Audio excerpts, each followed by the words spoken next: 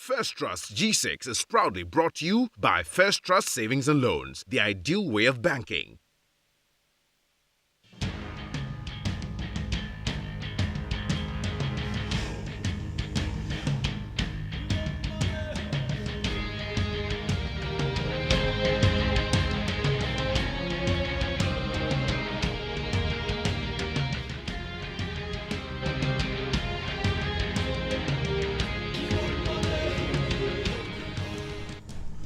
So finally the chips are down and the men have been separated from the boys. It's the final day of the First Trust G6 tournament and the day has arrived for the two combatants to battle for the trophy here at the Second D Stadium. It's Aduana against Kumasi Asante Kotoko. It's a beautiful Sunday afternoon here and temperature about 29 degrees Celsius and it's quite hot here. It feels much hotter than it is actually. And let's take a look at the road to the final. This is how the teams progress to the very final. Very interesting indeed. And Kumasi Asante Kotoko won 3-1 against Brekum Chelsea, as you very well know, and yesterday also drew 1-1 with Ash Gold. Aduana drawing 0-0 on the first day and of course beating Mediama 3-0 yesterday, much against the expectations of many people. Many people felt that Mediama were going to make it to the final. So is it an anticlimax or really something that people really hoped for? But this is how it's all happened here and we're expecting nothing but the best of football. Welcome again to the Second D Stadium. My name is Michael Katahena and I have with me my good friends and usual suspects of Coach Ebenezer Sefa to my right and Frederick Champong to my far right. Good afternoon, gentlemen. Thank you. And it's brilliant. We were expecting nothing but the best of football. We're getting back to you in a second also to give you views. But let's take a look at how the teams really advanced to the stadium early this afternoon. Kumasi Asante Kotoko full of confidence, and this supposedly second string side is determined to prove a point, and they put up a really good display yesterday. Coach Michael Osei, a former player of Kumasi Asante Kotoko himself and an ex-international, standing in for Coach David Duncan, who is away with the first team in Libya on some other assignments, playing some friendly matches. They are determined to make a mark here. Aduana Stars also arriving much later, and Coach Nuruddin Ahmed is very, very determined to really upset the apple cart, so to speak. Aduana Stars representing the Brong-Ahafo region, they would want to make sure they go away with this trophy, and I'm sure that the Domahene is also waiting for them with open arms to really welcome them. Welcome back again to the stadium here. And just as I was saying, the Domahene has been a dominant figure in the affairs of Aduana Stars, and he, I'm sure, will be expecting to have this trophy. He's a wonderful personality, and he used to be a footballer. If you didn't know, I think he's played for this team before adopting. In the old days, as a student, he played for Aduana Stars, so he loved football. None of the games, I don't think he's missed any of the games. He watched all the games. So, Nanajma Badu, if you're watching, your team will be up against Asante Kotoko. I don't want to bring that rivalry though, but it's Aduana against Asante Kotoko. You can't go away from that. We should leave it there. It's Kotoko versus Aduana. We should leave it there. It adds to the excitement all the same, but playing on the neutral ground is what even makes it all the more beautiful away in the Western region. Now, how does that really play into this? Less pressure away from home, both teams? Yeah, definitely, because last season, Kotoko beat Aduana at the semi-finals of the FA Cup at Sunyani Coronation Park, and they also beat them at the last League game in Babayara by 4-0. So for me, I think that this venue is an opportunity for Aduana to redeem themselves and also prove to Kotoko that look, they are Aduana Uja. That is their motto, Uja. So I think that today is today, and we are definitely going to witness a difficult and exciting game. Definitely, and both coaches will be wanting to prove something really to the fans and to all viewers ahead of the new season. We spoke to the coaches, starting with Coach Nuruddin much earlier. Let's see what he had to say concerning his approach to the game today. Coach, this is the first time Aduana Stars playing Kotoko in a cup final. To you as a coach and the team, what is the feeling like? I mean, it's normal. It's normal like any other match, and this is a friendly tournament, and incidentally, it also gives us the opportunity to prepare our team for the upcoming season. So I think that it's normal that we have gotten this far. Are you coming in with revenge in your mind because the semi-final of the MTN FA Cup, Kotoko beat you, and of course, in the league, you lost 4-0 in Kumasi. What sort of approach are you going to have in this game? I think that we want to win. As you said, it will be a revenge time if it's possible. But in football, anything can happen. We have much respect for them, and then we are going to give them a match of their lives. So what should fans expect from Aduana Stars in today's game? We hopefully will win, inshallah. Thank you. Coach Nuruddin speaking to us then. There is the tactics for the day, the tactical formation by Aduana Stars. Well, they are maintaining the same tactics, but it's just unfortunate that the arrow-headed Yaya Mohammed is not in the game today. He's on the bench. He has started with Frimpong. And I think that Daniel Dakwa is still playing behind the Lone Ranger up front. So it's the same 4-2-3-1 system that they adopted yesterday. And I'm sure they are going to go in with a lot of variations in this particular game. And also, Richard Impon is also not in the squad. Both former players of Kumasi Asante Kotoko. And I think Nuruddin Ahmed knows what is under his sleeves for Kumasi Asante Kotoko. It's interesting how Coach Nuruddin is trying to play down all the excitement and the hype. Probably he just doesn't want the excitement to get to the players and for the occasion really to get to them. But I listen to what Coach Michael said concerning his team. Coach, this is the first time you're playing Aduana Stars in a cup final. How prepared is the team Kumasi Asante Kotoko for this particular game? Yeah, I think our target was to reach the finals, and then we are playing against Aduana. We know they are a very good side. We know it's going to be a difficult game, but we need to win so that it can lift our morale and then give us confidence to start the season. Yesterday in the 75th minute, we saw Kumasi Asante Kotoko becoming a bit sluggish, just wasting opportunities and again delaying the game. Is that your tactics for this game as well? No, normally not. But it happens sometimes in football because the guys think that if they delay a time, maybe it will be good for us. But it wasn't good. But all the same, we need to concentrate the whole 90 minutes and make sure that we win this cup and then give us morale and then give us confidence to start the season. How does winning this cup be for Kumasi Asante Kotoko in the coming season? We all know that last season we went trophyless, so this season our target is trophies.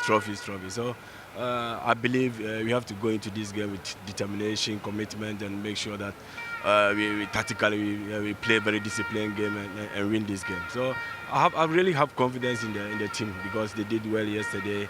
I mean, we have qualified for finals, so it's the final stage, so we need to work very hard and make sure that we win the cup. Thank you very much, Coach. You're welcome. A great midfielder in his day, Michael Osei, speaking to us. A 4-4-2 formation we have here, Fred. Yeah, basically the same side that drew with Ashanti Gold yesterday, apart from Atakusi coming in for Ivan Skor. Ivan Skor got injured yesterday, so he replaced him, and then Edwin 64 shifted from the left back to central defense. Apart from that, it's basically the same squad with Mo and then Kwame Boateng spearheading the attack for Kumasi Asante Kotoko. But yesterday, if you watch the game against Ashanti Gold very well, you realize that at the latter stage of the game, the Kotoko players were a bit tired. Ashanti Gold took control of the game. If they could start the game as they started yesterday against Ashanti Gold, then definitely Kotoko will be able to do something. But apart from that, I think that Aduana are a bit advantaged than Kumasi Asante Kotoko. Kotoko is a bit disadvantaged because of their regulars are not available. But you know, it's interesting how things have really turned out. Now, yesterday on Twitter, Kwame Boateng was trending #1. Yeah. And it's amazing how things have really happened. The regular side really are not the talk of town by supposedly second string. Yeah, it's an opportunity for all of them to prove to the coaches that they also have the ability to play for Kumasi Asante Kotoko. Anytime the first teamers are around, they don't get the opportunity to play. Now they are away, so it's an opportunity for you to show. Yesterday they started the game brilliantly, but at the latter stage of the game, I think they were a bit tired. You understand? And Aduana has some quality on their side, even though they are not starting Yaya Mohammed and Richard Impon today, but they've got Evisopoku, they have Noah Mate, Maxwell Frimpong. All those guys are quality players, and I think that Aduana will start the game slightly ahead of Kumasi Asante Kotoko. Let's get a quick prediction from Coach. Well, I think that Aduana Will carry the day. For the first 45 minutes, Aduana should take the lead. Fred, what do you think? Very, very tight game, but I think that on paper, Aduana looks strong than Kumasi Asante Kotoko. Well, let's see how it really all pans out here. We're all excited, sitting at the edge of our seats. Let's see whether this will be the grand finale that we've been waiting for. It's live on the World of Champions, the grand final of the First Trust G6 tournament.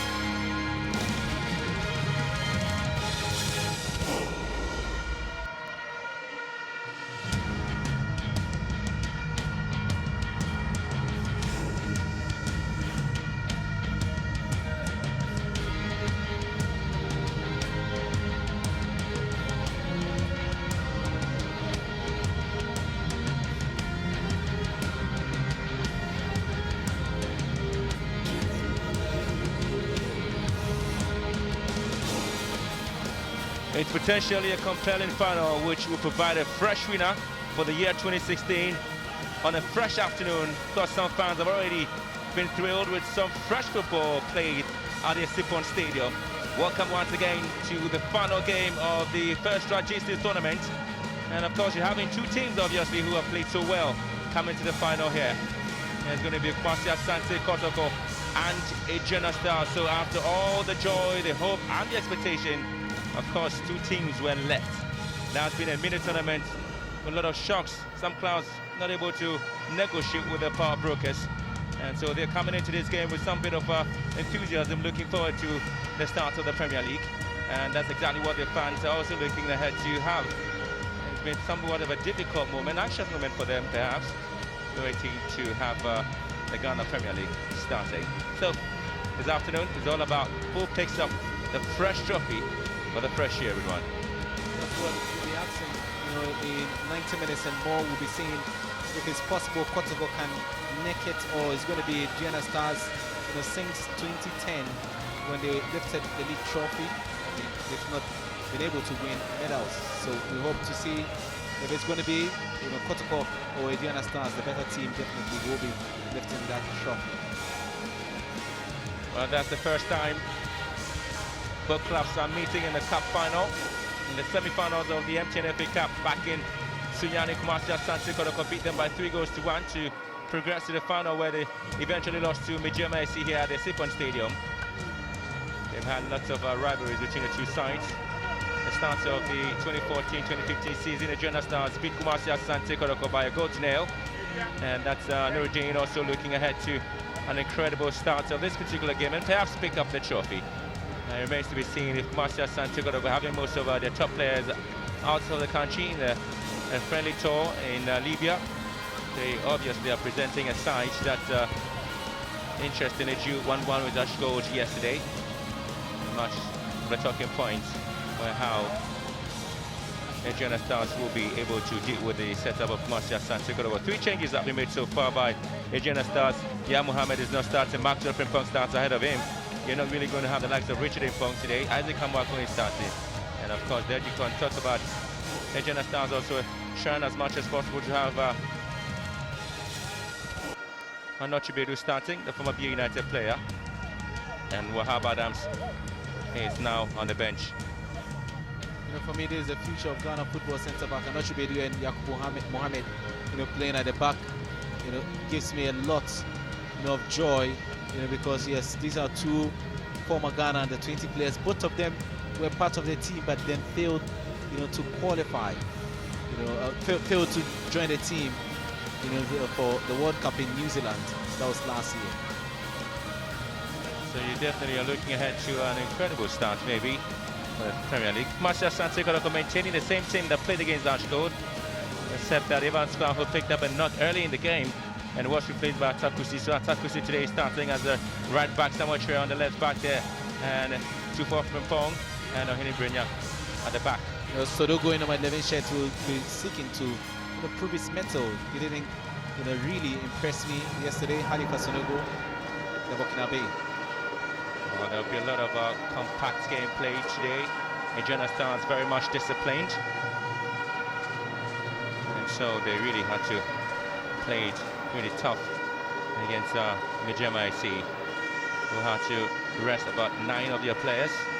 So Nuruddin comes in with the hope that he will be picking up a trophy in 2016. That will be a huge morale booster to Aduana Stars looking ahead to the start of the Premier League. And of course, Michael Osei also been able to sit at home and manage to get the results that Kotoko needed to get to the finals.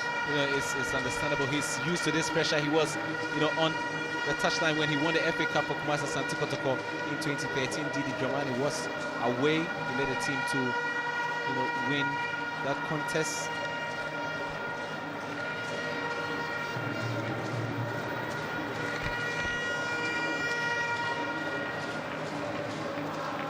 So the man of the match has been Kwame Boateng in the match against Ash Gold. He's trending on Twitter, and everybody perhaps looking at his potentials, especially so when he had played for Kraget Olympics, and perhaps top scorer, but of course people never had the opportunity to look at him pretty well. But they have Mohamed, who is on 2 goals in the competition, together with Kwame Boateng, now is starting from the bench. And so perhaps he will play somewhat of a part in the game, maybe in the latter stages. But how would his influence be well accepted by the faithfuls of Aduana? You know, I think it's a disappointment. We all are expecting to see him. So the men in orange, Marshall Sante Kotoko, got things underway here at the Sipon Stadium. So quickly, they will have Takusi trying to find some bit of a respite out front there. Elvis Mona gets a free kick early on the game, and that's how the pressure will be mounting in this game. Yeah, I hope this is going to be the strategy. You know, pump the balls up front. Elvis Amu, who's got, you know, the height, will use it to see if he can bully the likes of Anochi Bedu and then Yakubu Mohamed at the back there for Aduana Stars. Former teammate Joseph Ando, now with Aduana Stars. Atakwisi with his ball in. It's been clearly dealt with by Aduana Stars, but not in their own defensive area. Khalifa does well to find space. Just in the half of Aduana Stars. Kumasi Asante Kotoko, what a start they have now.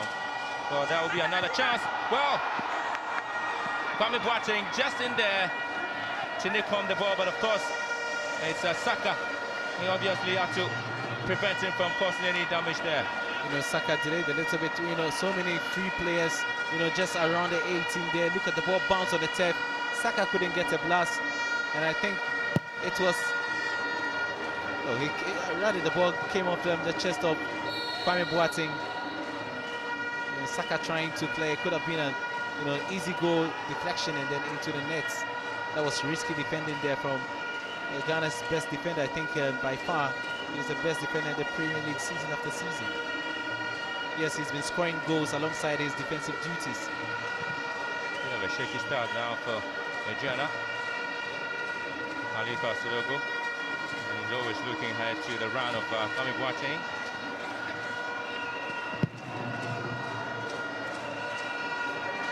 Interesting to have some changes at the back of Aduana Stars, and quickly they try to pick up some bit of a run there. Lovely play. Oh, this could be the first goal. What a save there. And the penalty has been given. 2 minutes gone, Aduana Stars have a penalty. And they could potentially pick up the lead here. Oh. Wahab Adams and the rest of the bench celebrating. You know, a bit complicated. And I just want to see a playback of what happened. Referee Afo, look at the ball, dinked Elvis Opoku. And it wasn't intentional. What was the obstruction? He had he had the advantage. I think it's a good call there from the referee. I will side with the referee. This was the case. The ball went because if he had not gone down, he would have scored with a connection. Good decision there from the ref. You know, it wasn't intentional from goalkeeper Eric Oforientry, but you know, good call. He obstructed him, and it's a good call there from the ref. I agree. I don't know, what do you think? Well, the final decision has been given. It's a penalty. Godfrey Saka and Oforientry, and the Aduana Stars could take the lead now. Well, and it's been saved by Oforientry. This is the second penalty he saved. Wonderful. The second penalty, you know, he's had to save. Oh, what a final we're having this afternoon. Saka hardly misses from 12 yards. I don't know what happened. The Aduana Stars piling more pressure on Marshall Sante Kotoko at the moment. Of course, the talking point once again will be about Oforientry and his antics now. Kotoko do have a free kick in their own box. You know, on second thought, I think there was no, you know, controversy at all surrounding the penalty. It was a good call there from the ref, Isaka Afo, with that decision. A poor penalty there coming in from Godfrey Saka. You know, in the FA Cup semi-final, Aduana Stars were awarded a penalty, and then he scored against the same goalkeeper. Look at it once again, and that was it. There was an obstruction there, and it was a feeble one indeed. Just couldn't lift it up, and Saka shocked a bit irresponsible there from Godfrey Saka. Well, of course, it's the second penalty that has been missed in this particular competition. Mijema missed one yesterday, and of course they had Dominic Shen wasting that real opportunity that at least could have actually gotten them back in the game. And I credited goalkeeper for entry for making a second penalty save in the tournament. No, this one, and Naya Mohammed in disbelief. He was expected to lead a charge. They just can't believe it. Real opportunity blown in thin air. And the other side, Kwame Boateng, going to drown. I think he suffered a late tackle on his toes. And he's complaining. It looks like he's twisted a bit of the metatarsals in his toes.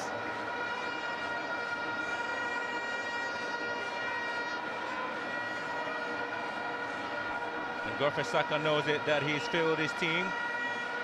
What the fans of Kumasi Asante Kotoko will be looking ahead to is the fact that your goalkeeper was so fantastic on that moment. And Michael, I say, not happy at all with the call of the referee. But he has to understand, for us watching, with playbacks or slow-mos, we're able to see the incident clearly. And I think it was a good call there from the ref. Kwame Boateng limping. If he's unable to continue, that will be a huge blow. I don't think he can return to the pitch. It doesn't look like. Boateng can return. Complaining, he suffered a bit of I think a pain in his toes. Landed awkwardly. It was a crunch tackle. Yeah, he really stamped on his foot. Gotta go play with the man less now. Gianna Hardware in full advantage.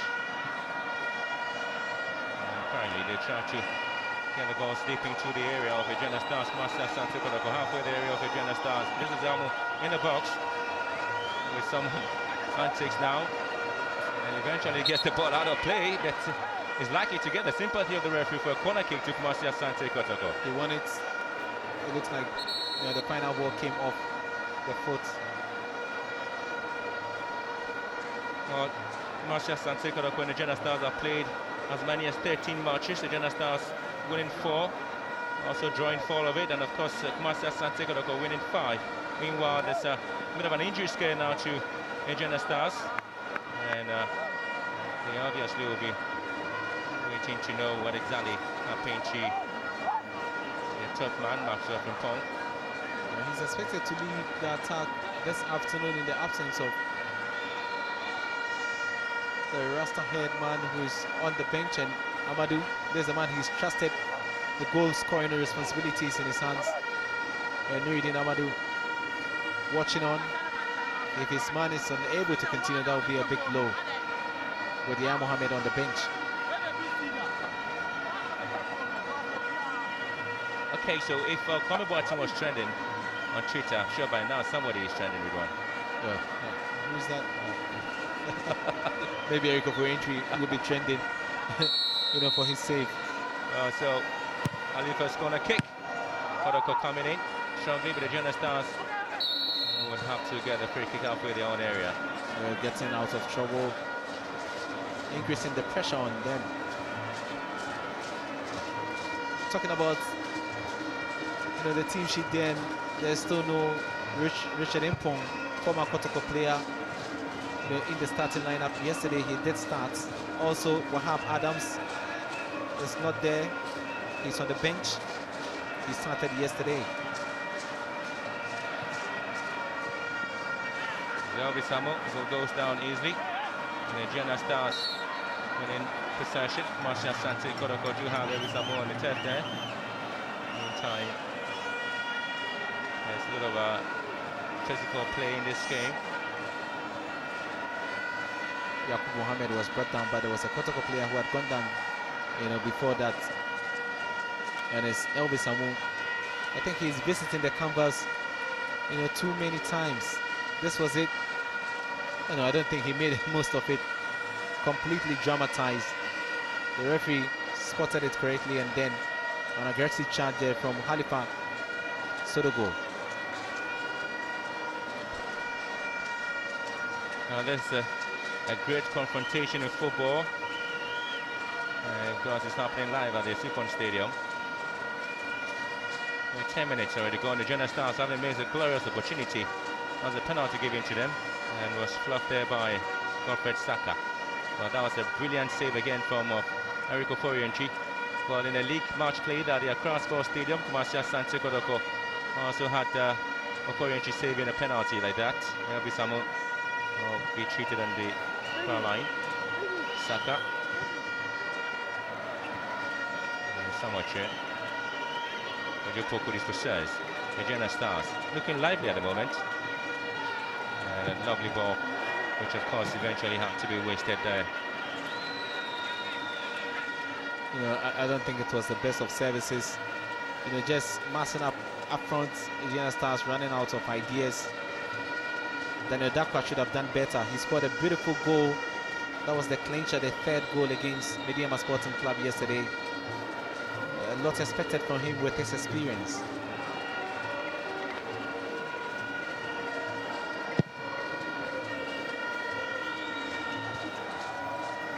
Wasted opportunity from Okorienchi.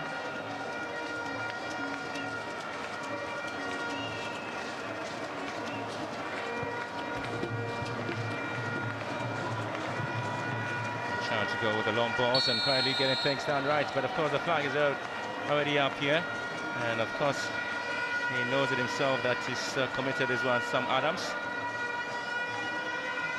Let's look at it once again from this angle. Looks like he was a shade offside.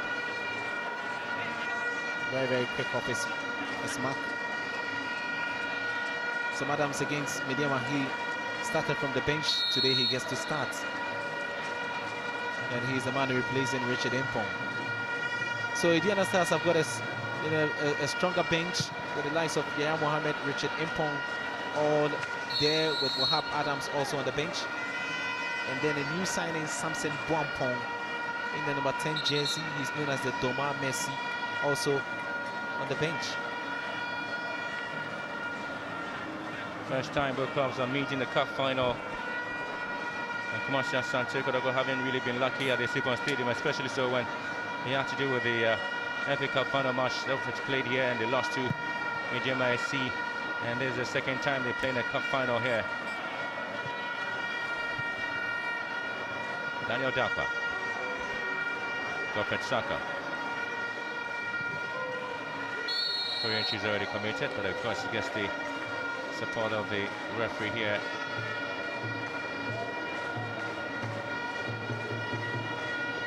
Not much could be said about the players trying to ping the ball among themselves in midfield and trying to find some space behind each other. I think this game is highly, tactical. Not like the two games we saw yesterday.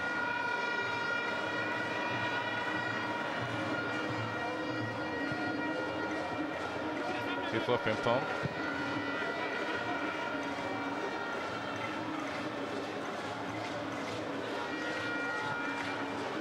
Mahini Brignon. And the flag is already up against Elvis Samu, who was just in that position before trying to find his way back in play. But the flag already went up against him. He came out of the offside position.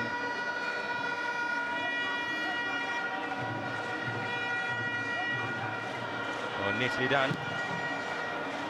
The good attempt there from Maxwell, who was trying his best. Maxwell Frimpong under the responsibility. The Stars have lost Richard Ayin, their top scorer for last season. He's traveled to Egypt on trial with Arab contractors. And he's not been seen, at the tournament.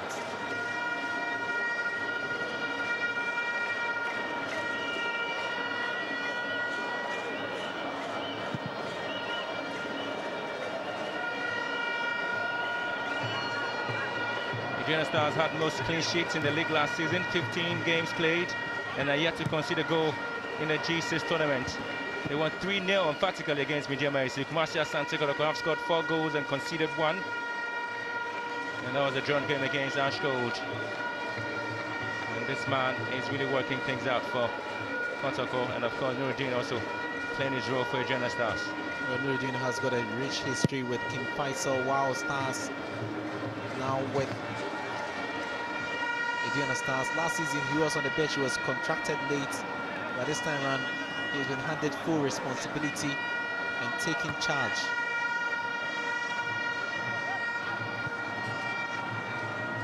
Lovely 10. Playing with some composure, some bit of a tenacity there.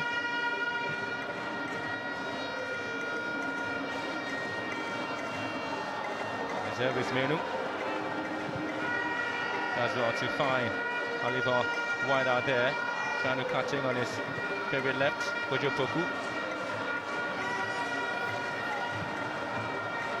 Beneto Fori. Sky Boateng has been shoved off the ball.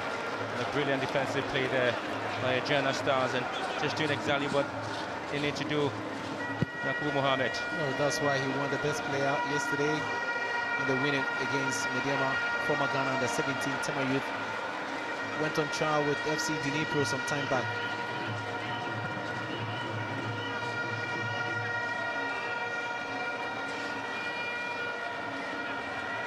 Dapa.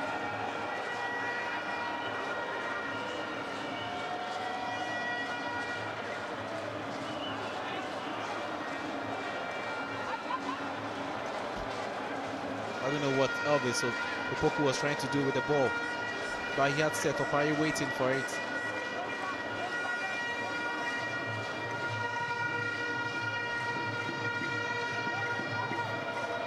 Showing advantage to Kumasi Asante Kotoko. And the Porcupine Warriors have, well, they have actually played some interesting games leading to this particular final.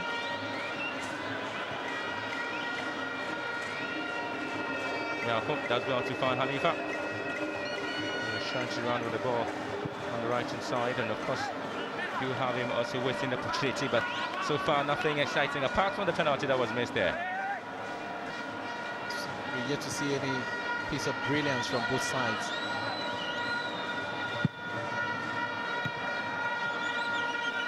Yacoub. Oh, lovely play from Sibin Yacoub. Yakubu Mohammed, who would also move things up for Aduana Stars at the back. You know, I know there will be a best player of the tournament award. I think Yakubu has done creditably well, and he's playing, you know, too well. There's a miss there by Beneto Fori. And of course, that's all too. And the final touch came from Aduana Stars, and so we'll be throwing to Kumasi Asante Kotoko.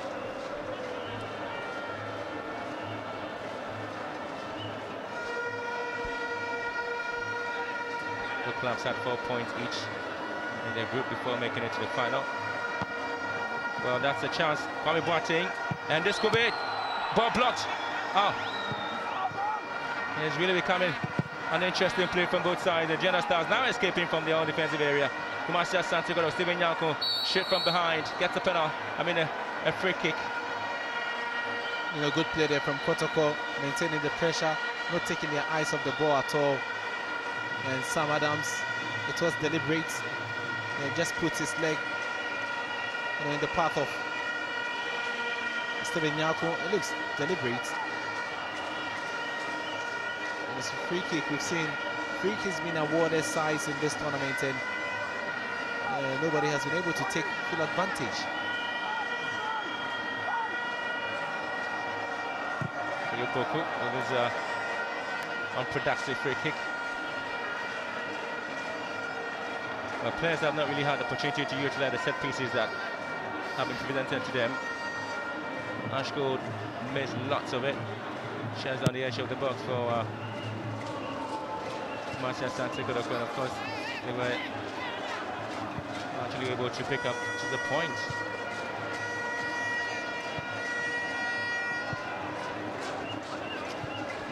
The Beneto Fori comes into the pot Somewhat Trey. I know people watching back home will feel a bit disappointed with the way this game has gone, but that's the Aduana Stars. They make it difficult for you to play your set pattern. They're very, very tactical, disciplined. They don't give much away. And like yesterday, I said they play a bit of Scrooge football. That was ball. Comes in with a header from Sam Adams.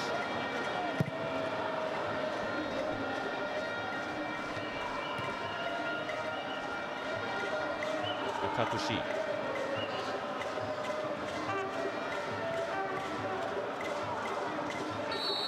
Now there's another foul down to Kotoko.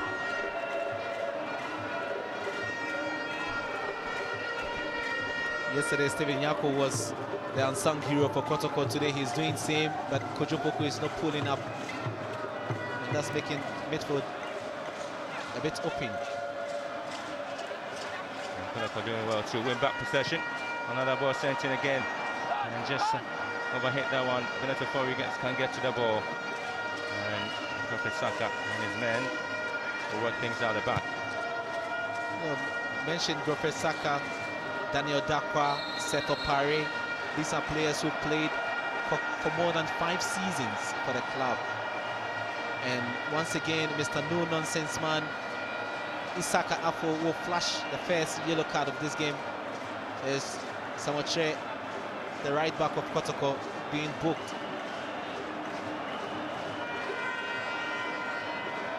And this was the incident once again. Dakwa, it was a strong challenge there on Daniel Dakwa. A foot-high challenge.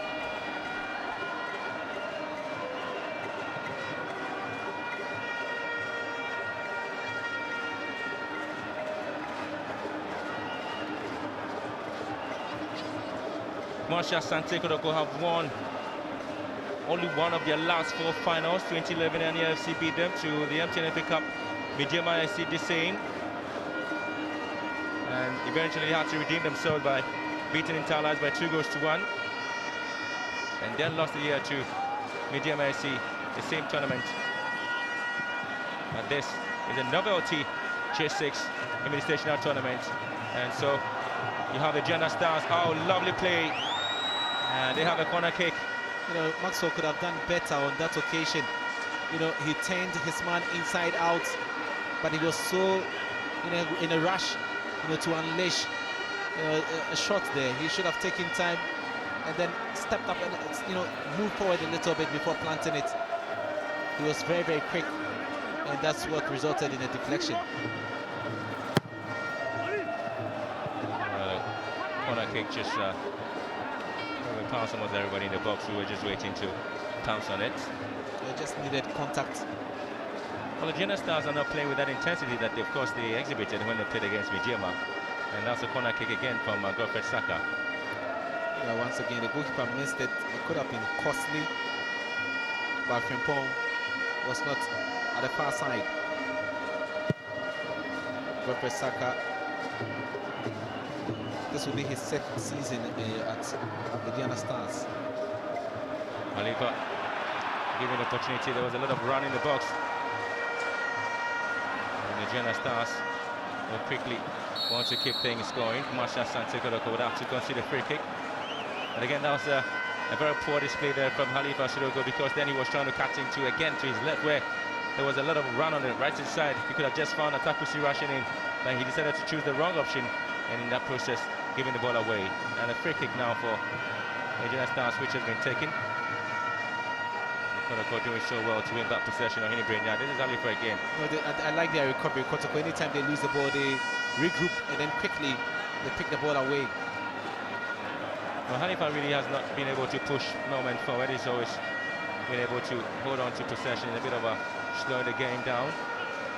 Nyako, Kojopoku, Samoche, Benito Fori, Kwame Boateng, trying to go around his man. Kwame Boateng is in the box. Oh. He looked jaded, lost his balance, and that cost him. But then quick reaction there from Aduana Stars. And a Dakwa.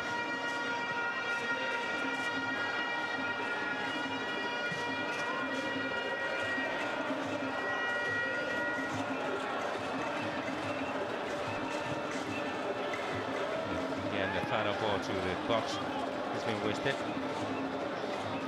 But not much could be seen of Isaac Amankwa, who is actually taking over from Richard Mpong. Well, Amankwa is doing his work. He's been winning some of those challenges, midfield tussles. Stephen Anochibedu, former player of DC United, and he's playing alongside his former clubmate at DC United, Yakubu Mohammed. That's what we call progression. Move right from the lower leagues to the Premier League, and today the two players are involved in action. This communication there, Kwame Boateng thought he was in an offside position. He wanted Amu, to sneak in from the back and then pick up the ball, but hey, Amu wasn't smart. Well, the language really has not been on the same page, because Kwame loves to move into empty spaces, and so Amu with his height, obviously when he's able to bring the ball down, he should be able to deal with it. No, in most cases, not able to check the movement of Kwame Boateng pretty well. And so when the balls are really coming to him, the problem is he simply can't find his feet there at the right place at the right time to hit the ball. I agree, but also I think the early injury suffered by Kwame Boateng seems to have slowed him down a little bit. I was expecting him to be everywhere vibrant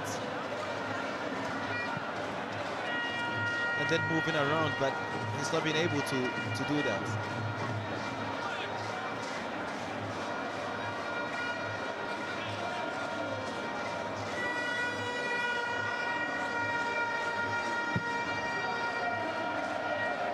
Goalkeeper Joseph is playing against his former side. Amu. Better Fori. Amu again. This time it's Kwame Boateng. And he's been brought down, but of course referee sees nothing wrong with this one. Well, the old wound there, he suffered a similar injury early on. And once again, Boateng, the target. It was a late tackle. Very, very late tackle there. But that's a foul. From Stephen Anochibedu. Absolutely. I don't know why he allowed play to continue. But it was a savage tackle from Anochibedu. Kwame Boateng is the man who has been the tormentor-in-chief of Marcia Sante Kotoko. So all defenders really know his work rate, and the fans will definitely be hoping at least Kotoko does well to score. It's a bit interesting how these fans have come to watch the fresh final which has been played at the Sipon Stadium. Michael Osei just waiting patiently for his team to score. He's already said that Marcia Sante Kotoko are pretty much prepared for this game. Kotoko have lost only once in their last 4 matches at the Sipon Stadium.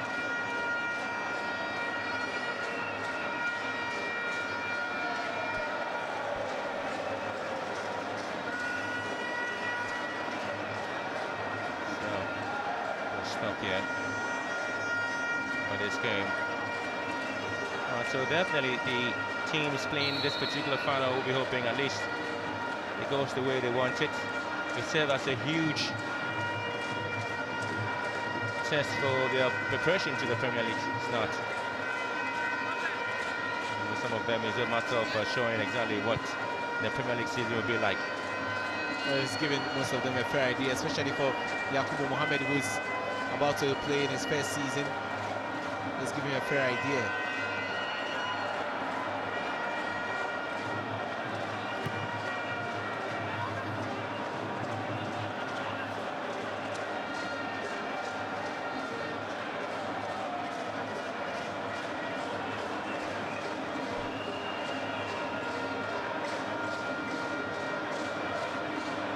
Fori. And he's been brought down to yellow card now. He has to be flushed on Elvis Opoku. Well deserved. And trying to announce his innocence there. Telling the referee Bennett Okori dived. But that wasn't the case. He was caught late. sometimes Benito Koyan understand why he earned the nickname, Cristiano Ronaldo when he was with Beckham Chelsea. Not because of goal scoring, but I think he's got, a repertoire of skills. He's very, very confident on the ball. Goes down again, gets another free kick.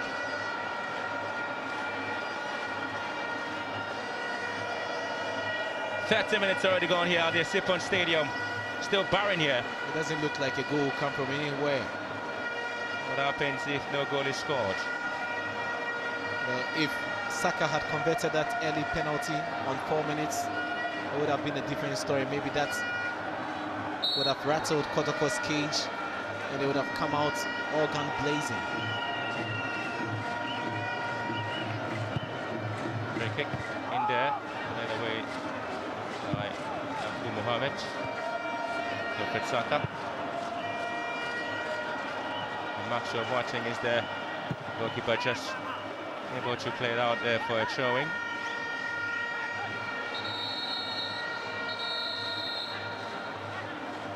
Well, it doesn't really look like Prime Watching will be able to continue with this game.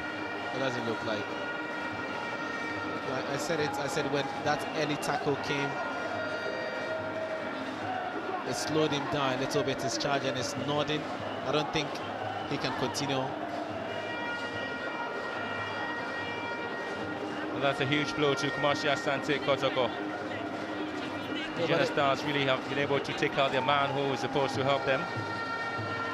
And so it means that Kotoko would have to find an alternative, an antidote there. Just looking at the bench, it doesn't look like Kotoko have got any established, forward to assist them. Saka, we're on board there from Saka, but again, straight to goalkeeper for UNG.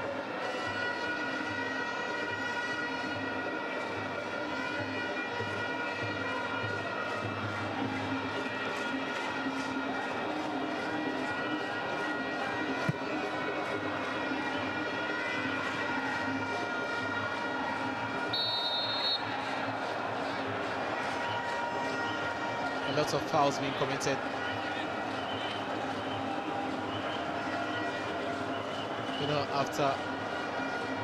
14 fouls, 7 apiece after 33 minutes. Kumasi Asante Kotoko perhaps will be thinking exactly on what to do. First to make a first substitution. Kwame Boateng is out now. Michael Yeboah replaces him. That's a big blow to Kotoko's chances.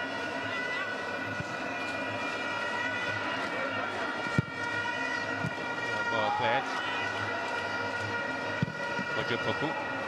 And Kotoko again with a chance. Alifa does well to find the ball to the right hand side. Shot comes in! And it goes away. Nice move there. The substitute firing a warning shot. And there you go. The fan very exasperated. Was expecting Kotoko to do better. Good ball from Kojopoku, and then the pass laid to Michael Yeboah.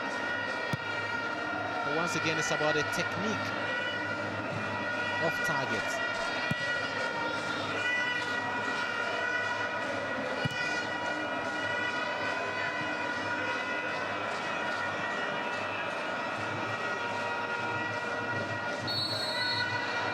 Abankwa. Nyako commits a foul there. I told you Isaac Abankwa has been doing some decent job, in the middle. They're winning, some of the 50-50 balls. Slavi. And again, there's another foul here, a needless one from Kumasi Asante Kotoko. Atakusi could have done better. Yeah, I don't know why he decided to extend his arm. It's obvious the referee was seeing it, and you can see, yes, a good call there from Mr. Afo. Kumasi Asante Kotoko gave away too many of the free kick. And they played against Ashgold, and lucky at least they were not punished. Ashgold just couldn't punish them. And this is not Ashgold, this is the Jena Stars. They have quality in depth there. Especially this man, he's an expert in dead ball situations. Godfrey Saka. That's how Akama was surprised he couldn't convert the spot kick. Saka with with his ball and straight to the wall.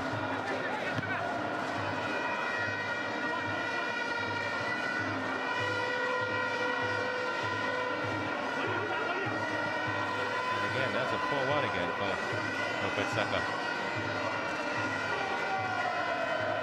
We could have done better with locating green-shirted players inside the box of Kumasi Asante Kotoko. Put up Michael Yeboah in the box there, and of course Izamu just not able to have the final touch the ball, so he has been cleared away. Now showing the end-to-end action both sides. That was not convincing defending there from Aduana. Yakub Mohammed and Anochibe is still struggling. For former teammates, I would have expected better communication.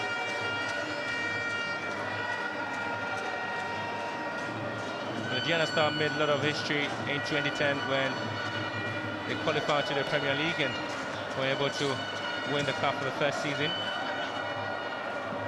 And Herbert Adu was their main man. Well, that was when they conceded only 10 goals to win the league. It's such a formidable side. So far, that's the only cup they have won in top flight football.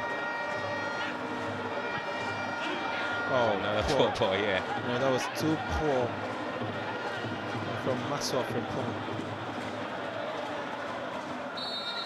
There's a little push there on Michael Yeboah. Kotoko quickly taking the free kick. Yakub, nice speed on the right-hand side.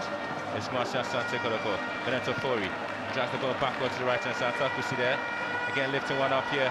And it's the time for Alifa Sodogo. Goes in for a cross and goes in with his right. 4-1. Poor decision again from this young man. Yeah, he's too left-footed and just couldn't do anything with his right foot.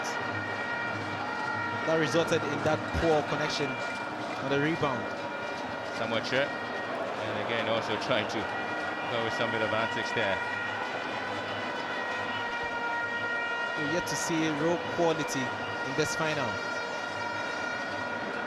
Maybe fatigue has set in. The two sides played yesterday.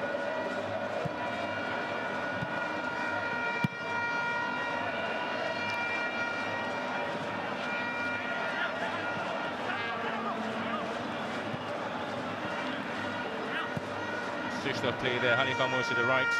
Benito Fori goes to the left-hand side. Kojo Poku. So giving away the ball. Aduana Stars now.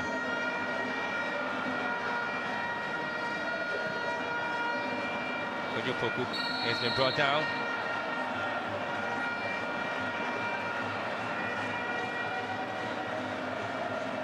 Well, the physicality of this particular game perhaps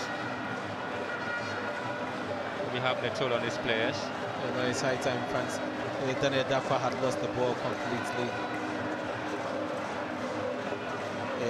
Kojo Poku was ahead of him.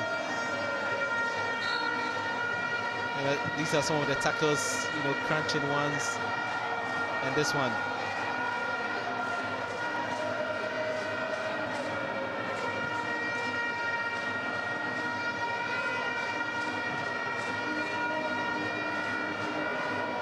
Francis Labi.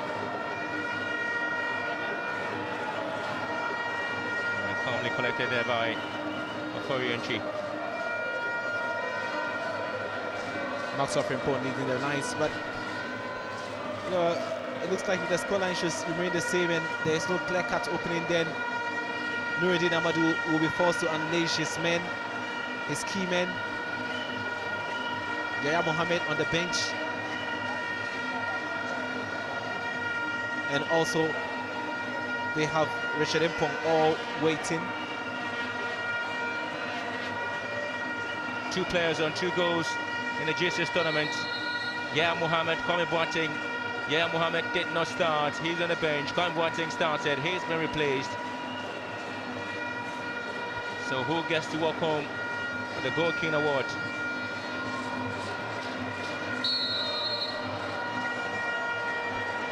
If Yaya Mohammed should come or climb off the bench to score, that will be it. And if he doesn't, There is to be a joint Goal King Award. Marcia Sante Kotoko have won all of their last 2 matches against the Aduana Stars, scoring 7 goals and conceding 1. And yet to concede in this game today.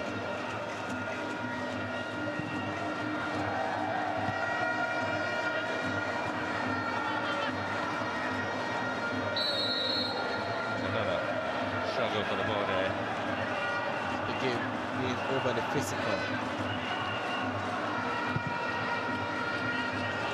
Just 5 minutes, stoppage time. What is left here?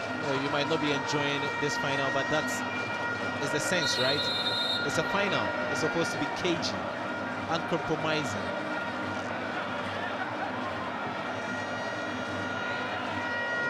A final match shouldn't be easily predictable.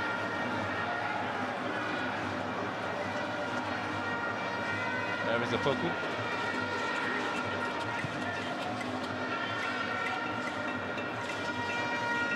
Nabi. Aduana Stars. Oh, lovely movement there from Aduana Stars, and so it was a Poku. This could be the first goal. Has been blocked. Not trying to appeal for a penalty. Referee have none of that. Michael Aduana for Kotoko. He was just stripped there, so he gets a free kick halfway his own area. Kotoko have been left off the hook. Another impressive run, and Michael Osei furious with his men. Shocked at that defending there and shouting on his men. To be very, very smart at the back. Get the ball out. Nico does well to win possession for Marcia Sante Kotoko. And again, his final pass has always been poor. He does well to win possession. And again, when he's able to get to the box and get his man in, finally he tries to waste time. Mahini Brignac trying to shepherd this, but I think again he could have simply given the ball to Atakusi, who was just waiting, was all alone. Well, he would have paid dearly for it.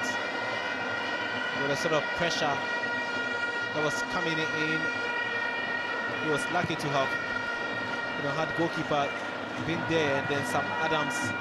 And really now Amo trying it from afar. There's Marcia Sante Kotoko trying to calm things down at the moment. Samuel Che.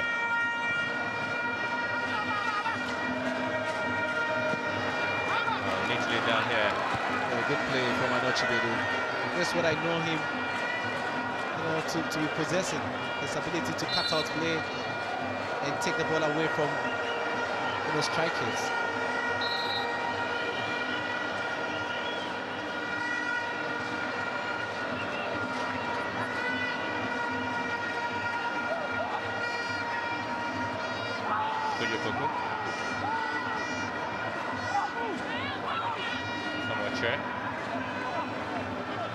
Trying to look for space up front.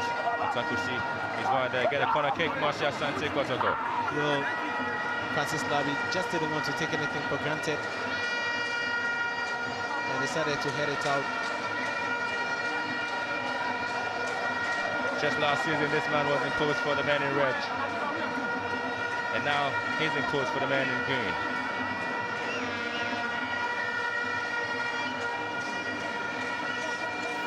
What experience he has, how to climb Azakis, Kotoko, and now it's Aduana Stars.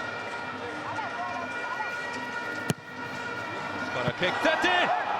It's been blocked, but still Marcia Sante Kotoko would have another corner kick there, but that was another opportunity which has been wasted by the Porcupine Warriors. Close attempts. This is how close Kotoko have come, so far. But a bit of good defending there from Aduana Stars also.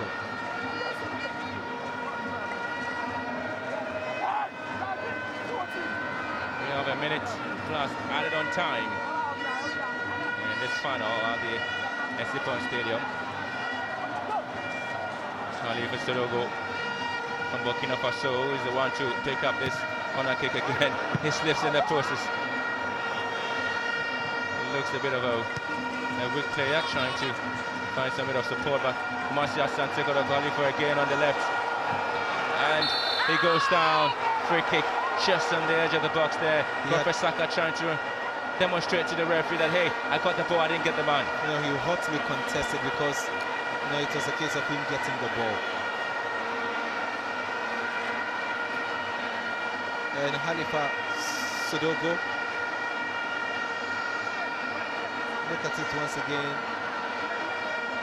But I think it was because of, you know, the way he went in with his foot, and this was the chance that came, lacking connection, and Amu just couldn't apply the connection.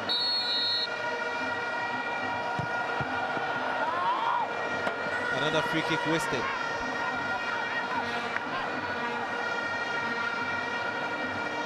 Marcia Sante Kodoko now attacking Aduana Stars in their own area.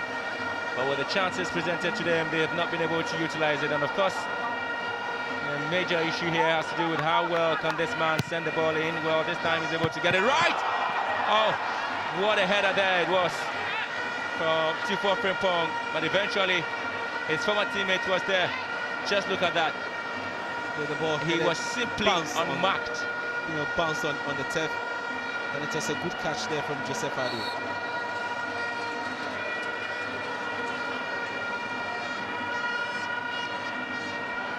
Played as many as 20 games for Libre Professionals as centre-back. Occasionally also as left-back.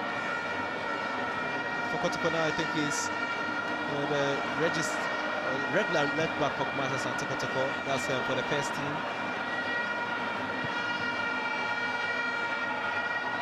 And again, that's another miscue header there to goalkeeper Joseph Ado. Ochibedi was really lucky not to have been punished there. It was so close from an Ochibedi.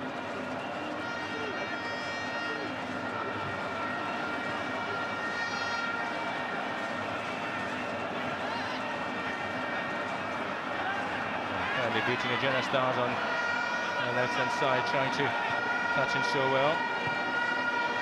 They have the opportunity now to have more men forward. Daniel Dakwa, Lopez Saka, and Samuel Tre also comes in to slightly take the ball away for a throw into Aduana Stars. Into stoppage time now for the first half of this game. So far has not been able to produce many chances, but of course there was a penalty which was missed. Aduana Stars in there, and of course there's been a clearance, and eventually so it will come to nothing. And so that the first half of this all-important final of the First Trust G6 tournament at the Sipon Stadium. The only thing that you can take away from the first half is that Eric Oforienchi stood out, stopped Godfrey Saka from scoring that penalty which was given to them in 2 minutes, but Joseph Ado equally also standing on his grounds to stop Tifo Frimpong's header. That obviously is a sad story for this man, Kwame Boateng. 2 goals for him in this competition. Started it, picked up an injury, and is now out.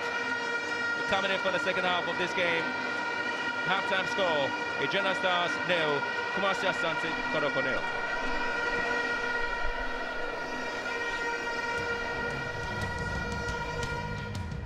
A pulsating first 45 minutes coming up, an analysis of the game so far.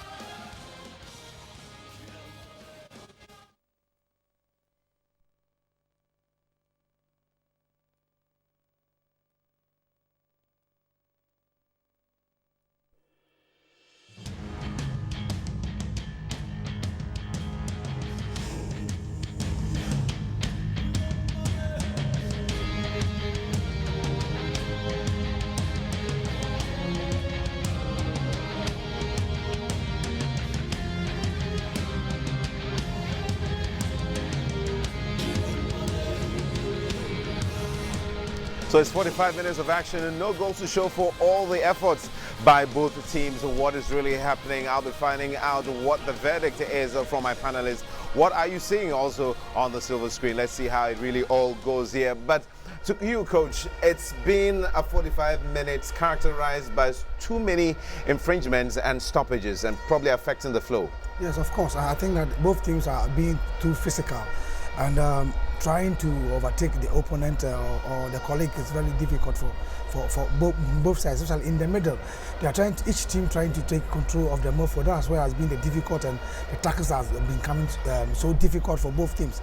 So for me, it's been just physical, and I found failure throughout the first 45 minutes. I think that tactically and technically, both teams have not lived up to expectation. What really accounts for that? Do you think that it probably has to do with the instructions they were given before the game? I think the determinations are high. Kotoko is determined to win. Aduana is also determined to win. But Aduana players have more experience than the Kumasi Santo Kotoko players. So in trying to do that, I think that Kotoko players have got some skillful players within their ranks. So they're trying to take on the defenders. And the Aduana boys are not allowing them to have their own way. So it's the reason why we are witnessing so many infringements in the game. But I guess that the referee has been consistent, you understand. Maybe probably he should have overlooked some of the incidences, but once he started with the second minute with a penalty, he continued with it. He's been so consistent with all the infringement. As soon as you see any infringement, then he whistles for a foul. Let's take a look at some of the infringements over here. You can see on the screen now. Some of them as a result of late bad timing or late tackling. Yeah, that is where the referee has to stand his authority in the game, because one, that has caused Kotoko to lose their leading striker, Kwame Boateng, out of this tackles from behind. And I think that they are being too physical and trying to overtake the opponent or the colleague is very difficult for both sides, especially in the middle. They are each team trying to take control of the midfield. That's where has been the difficult, and the tackles have been coming so difficult for both teams. So for me, it's been just physical, and I found failure throughout the first 45 minutes. I think that tactically and technically, both teams have not lived up to expectation. What really accounts for that? Do you think that it probably has to do with the instructions they were given before the game? I think the determinations are high. Kotoko is determined to win. Aduana is also determined to win. But Aduana players have more experience than the Kumasi Santo Kotoko players. So in trying to do that, I think that Kotoko players have got some skillful players within their ranks. So they're trying to take on the defenders. And the Aduana boys are not allowing them to have their own way. So it's the reason why we are witnessing so many infringements in the game. But I guess that the referee has been consistent, you understand. Maybe probably he should have overlooked some of the incidences, but once he started with the second minute with a penalty, he continued with it. He's been so consistent with all the infringement. As soon as you see any infringement, then he whistles for a foul. Let's take a look at some of the infringements over here. You can see on the screen now. Some of them as a result of late bad timing or late tackling. Yeah, that is where the referee has to stand his authority in the game, because one, that has caused Kotoko to lose their leading striker, Kwame Boateng, out of this tackles from behind. And I think that they are being very difficult and very hard on each other. So I think the referee needs to put his foot down. I think he has the yellow cards with him, the yellow cards and red card. The tackles are being too much, and we are not seeing the free flow football that we expected from the two teams, as they did in their various previous games that they played. We are not seeing the free flow game that we expecting. Too physical in the middle, and I think the referees need to put the foot down. And probably this is where the coaches come in. This is where they need to talk to their players. Time your tackles very well and avoid unnecessary challenges. I mean, if you there are quite a number of players on yellow cards now. A second careless tackle, it could cost the team 10 men, 9 men, and you're on the way to losing. Yeah, it's a fact, Michael, because both teams played yesterday. So don't forget that I believe that some sort of fatigue may have set in terms of, because if you look at most of the tackles, they are late challenge. Once they are beaten, then they throw the leg in, they bring the leg in. I think that all those tackles are late. So the coach is supposed to speak to their players and try and take things cool, especially going into the second half. Because we've seen not less than 3 yellow cards already.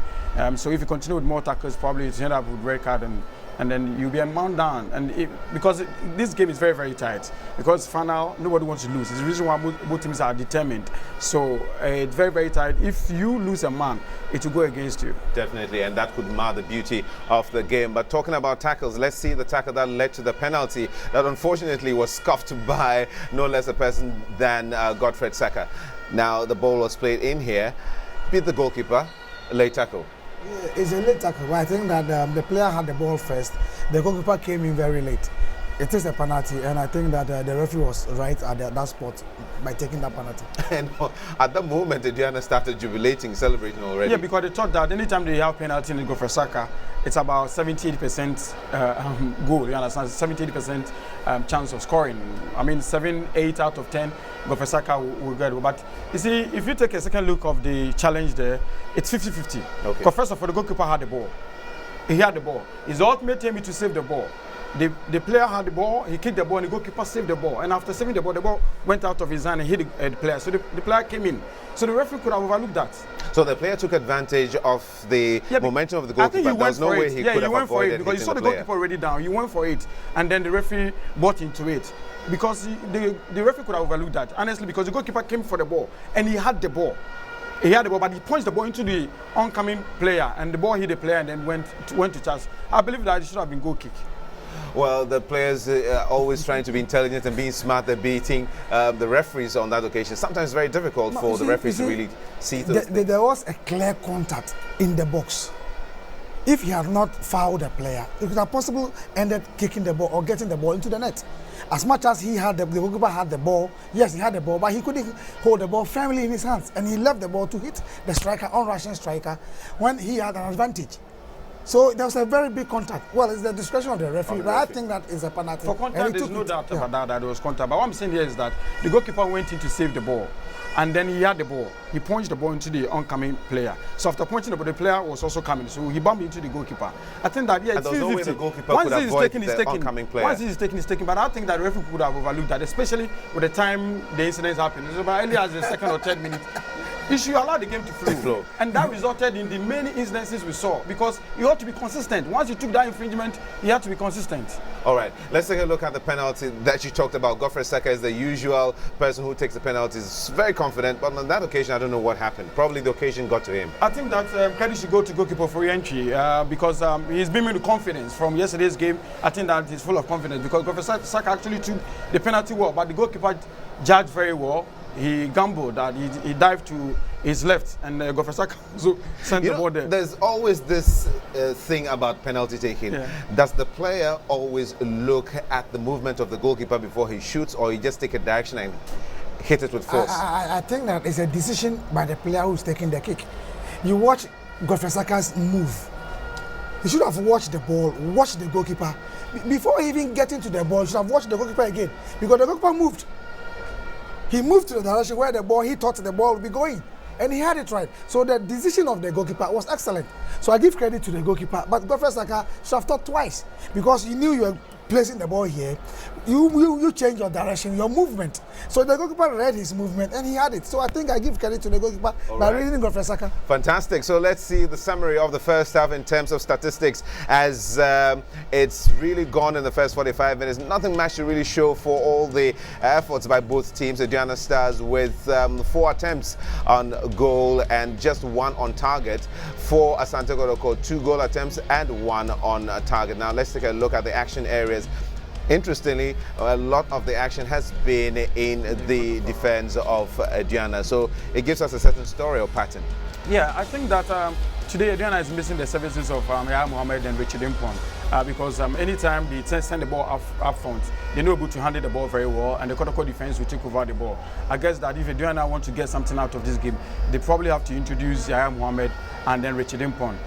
They've played Asante Kotoko, they know in and out of Asante Kotoko, and I believe that they know how to undo Asante Kotoko. And that these young boys of Asante Kotoko are determined to win the trophy. All right, we have almost run out of time here, but would Aduana probably rue the opportunity of scoring the penalty? I don't think so, because they have the likes of Yahya Mohammed. I mean, he's the joint scorer, top scorer with Kwame Boateng. He's not playing. He's out of the game. Quite unfortunate. Yahya Mohammed coming on with Yuchi Dimpon is going to put pressure on the two centre backs of Kumasa Sande Kotoko, Ohim Brinya and then Edwin Tofo.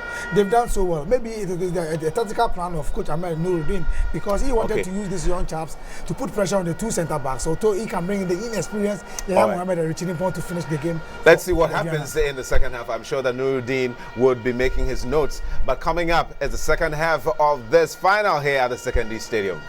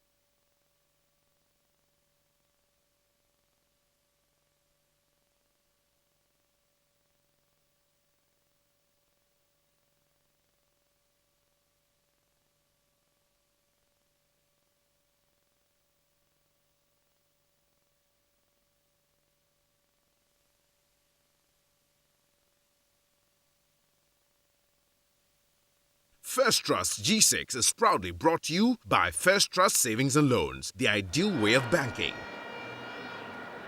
So we're again here for the second half of the game. First half gone, no goal to either side.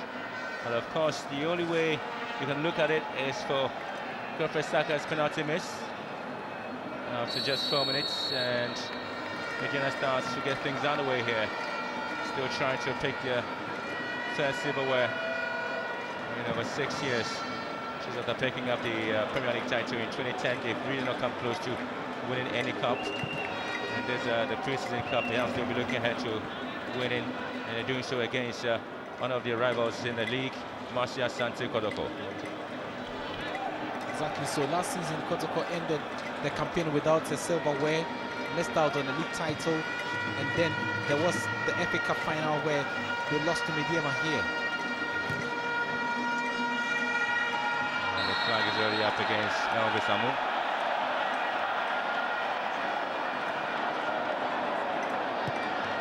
And a bit of communication, miscommunication between the two centre-backs, Yakub Mohammed and Stephen Anochibedu.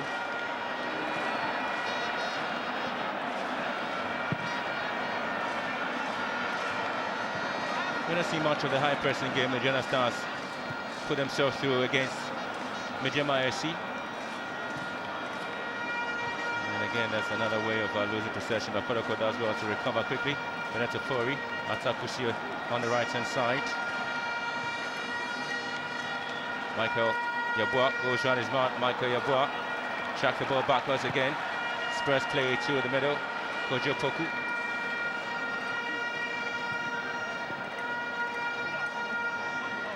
And again, the huge clearance coming from Regina Stars. Well, perhaps looking ahead to unleashing the two most influential players, Richard Impong and Ya Mohammed. Looking at how things are really going for them. How would Aduana Stars react when they have the two men joining Aduana's team? Elvis Samu in the box.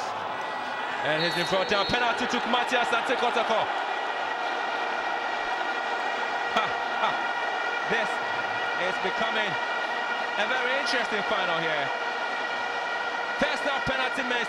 There's a second half penalty yet to be played. Elvis Samu gives Matias Kotoko a penalty. The defender was always, tagging Amu, who used his skill to go past Yakubu Mohammed. This was the first incident.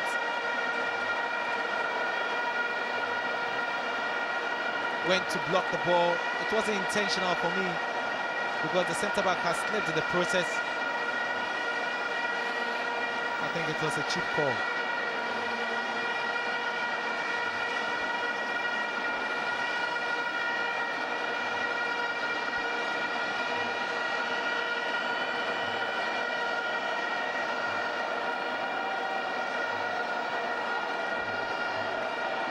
Well, so just as Aduana Stars jubilation was short-lived, it remains to be seen if that will happen here. The ball has not already been played, but the fans are jubilating. Understandably, you can't begrudge them. It's a case of counting your chicks before the eggs are hatched. Marcia Sante Kotoko really are looking ahead to winning this particular trophy to make a statement. Halifa the Burkinabe up against Joseph Ado. Can he score? And he scores! He placed it on top of the roof there, giving Kumasi Asante Kotoko the lead. Aduana Stars missed theirs. Kotoko have scored theirs. And it's the Burkinabe who've given them the lead, and he's giving them that goal that will send them to the title. You can't eat your cake and have it. Aduana Stars. Good one from the left-footed Halifa Sodogo. Planted it there in the roof of the net. And will be joined by the man who helped, or who ended the penalty, Elvis Amu.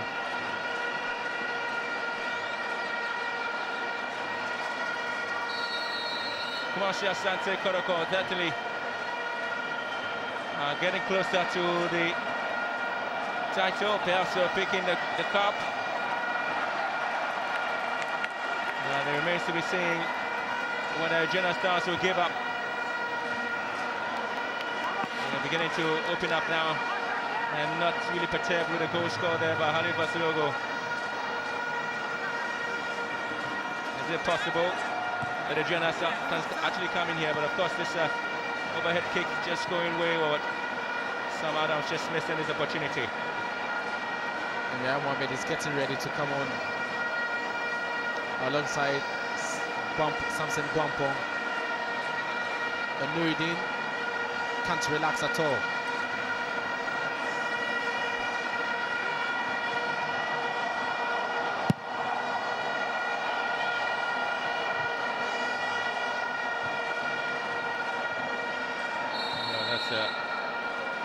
Another clumsy challenge there from Atakusi, who won't. It was a real late one from the right back on Sam Adams, who was joining the attack, making a move.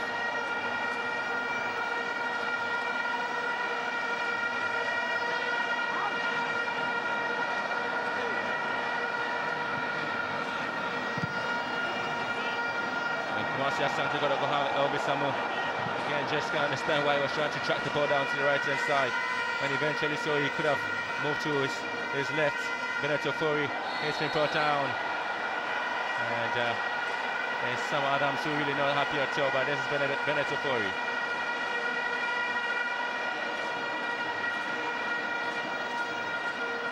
And some other Adams who was fouled at the other side, at the other end,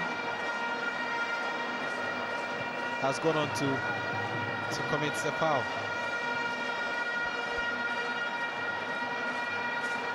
22 minutes of play here.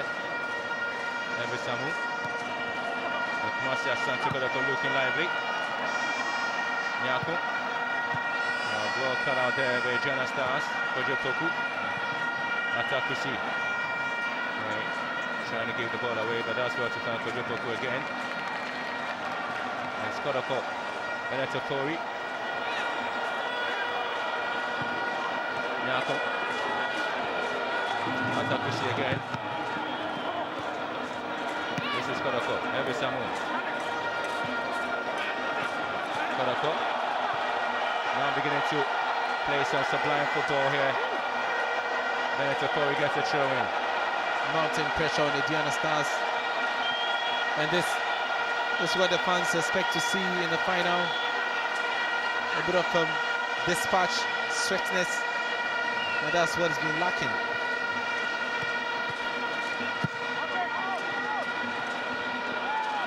We're doing so well, winning almost all the 50-50 balls. And of course, Sonogo's ball, and nobody following up. You know, Sonogo, he's got some similarities with Christian Achu. Anytime he's on the ball, reminds me so much of Christian Achu. Diminutive, just like the Chelsea player. And this is Kumasi Asante Kotoko player.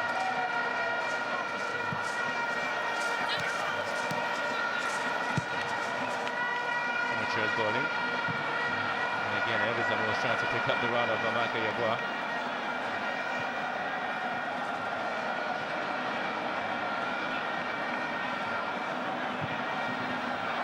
Given the opportunity, very lousy play there for Aduana Stars.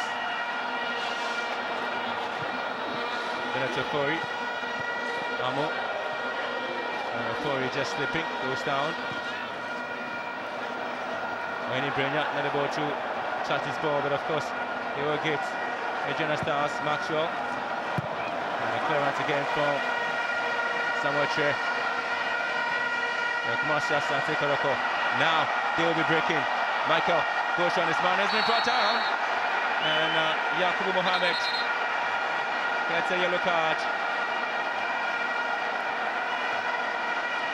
You know, that was all that he could do. That was his best. Had lost the man. Anochibedu gave the ball away easily. And then the substitute, Yeboah, with a bit of trickery. And you know, free kick for Kumasi Asante Kotoko.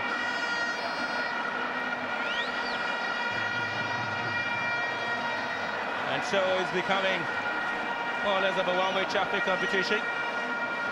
Kumasi Asante Kotoko have won a free kick here, just out with the area of the Aduana Stars. And they do have their man, Michael Yeboah, who himself found his way into the territory of the Aduana Stars.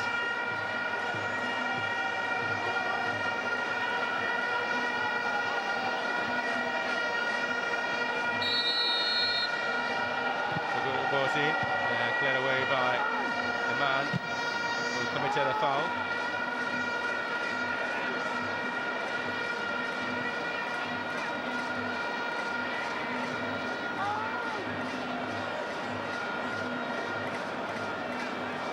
Asante Kotoko would have to keep the ball out of play because the Aduana Stars player is already on the floor there. So in the meantime, there will be an opportunity, perhaps taking signals from the Tenkal area. That's Sam Adams, who's really have picked up a serious knock there. It appears that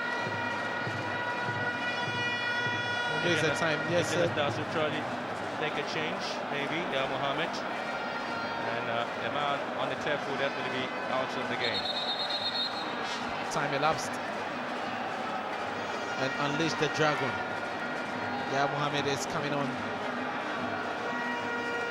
He was expected to start, but I think fitness concerns. So Nuruddin Ahmed decided to start him from the bench. And Mohammed will be playing against his former side, a team he captained before. And led him to win the league title under Maxwell Kunedu.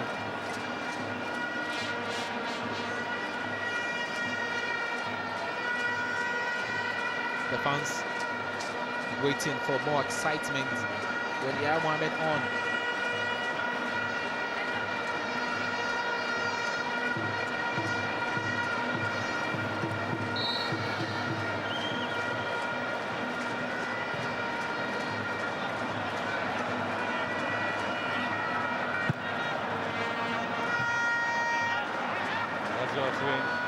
His first touch, Yahya Mohammed. Kotoko just not giving him an opportunity at all to make a move. And now, weaving some pretty passes now. Aduana Stars.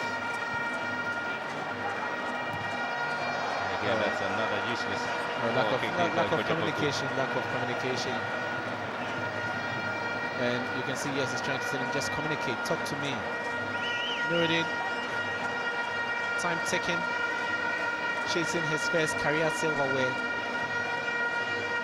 But it will look like it wouldn't come on a cheap. He has to dig really, really deep, put on his thinking cap. Saka, ball headed out. Oh, lovely chance now for Aduana Stars. Then dragged to the right hand side again. Godfrey Saka.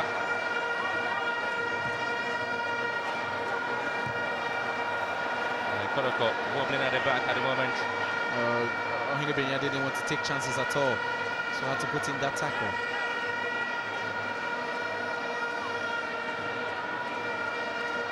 And he was thrown in there. Oh, what a save! Yahya Mohammed nearly scored there, but the corner kick comes in for Kumasi Asante Kotoko. You know, that would have been a goalkeeping error. Look at the throw in, and goalkeeper did not pick a spot in time. And Yahya Mohammed signaling to the fans what he can do. He just come on, but of course his header nearly scored.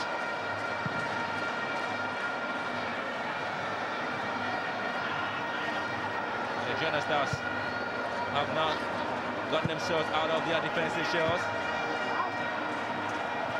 Kotoko would have to break here. They'll send down to Michael Yeboah. He asks Yakubu Mohammed to challenge the ball from, and again comes back to Kumasi Asante Kotoko. This is Benito Fori, drags it down to the right left hand side, and of course it goes down to goalkeeper Arnold and Godfrey Saka. Now halfway the area of Kotoko. Oh, this is what we want to see, free-flowing football with attacking play. Saka. Yahya Mohammed. And Kumasi Asante Kotoko struggling. Yahya Mohammed.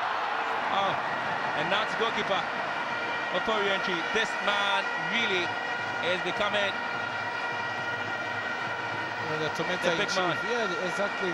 And a bit of miscommunication there. Obviously, Boko from the melee, he tried to slot him. You can see he clashed with his own player. And Yahya Mohammed has brought a lot of bite up front for the Aduana Stars. Kotoko really beginning to shake at the back since Yahya Mohammed was introduced.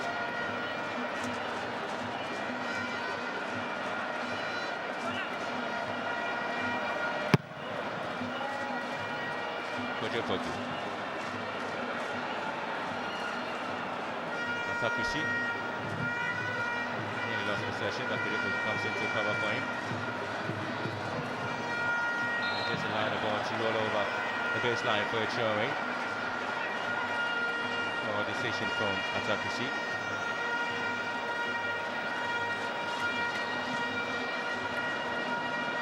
Kotoko win possession. And of course, Michael Yeboah just can't get to this ball.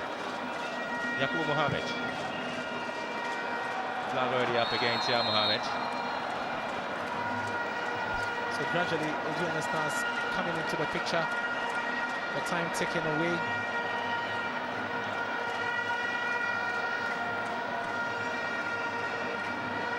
James Osafo, the assistant too. You know, with that call there, yes, Yahya Mohammed was caught, you know, in the trap.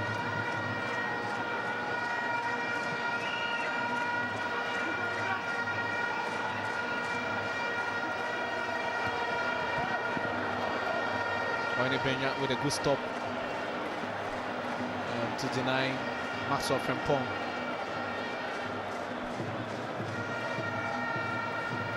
Benya used to be a captain, Kotoko captain, but then lost his position in the team. so he was stripped of the captaincy. We're now seeing the confrontation that is always been seen by a lot of individuals in football. But of course, looking at the play between two sides, overly physical. And you've seen a lot of fouls being committed, especially in the first half.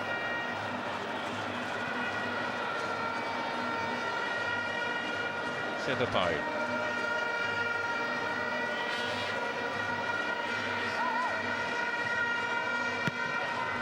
That was poor from Anochi Bedu.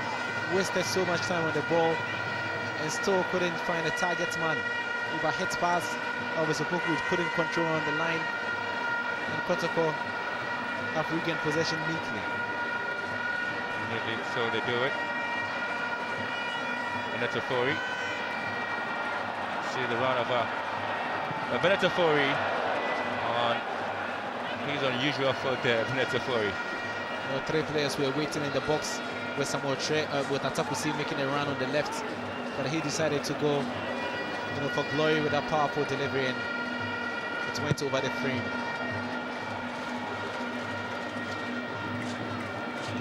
Sebapari, all alone in midfield, halfway the area of Kotoko.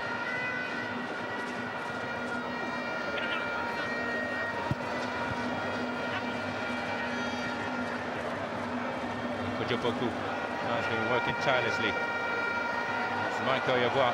Can he go around? Anochi Bedu, yes. There seems to be a run there from Sidogo. Anochi Bedu does well to win possession back for Ejana Stars. Isaac Amankwa.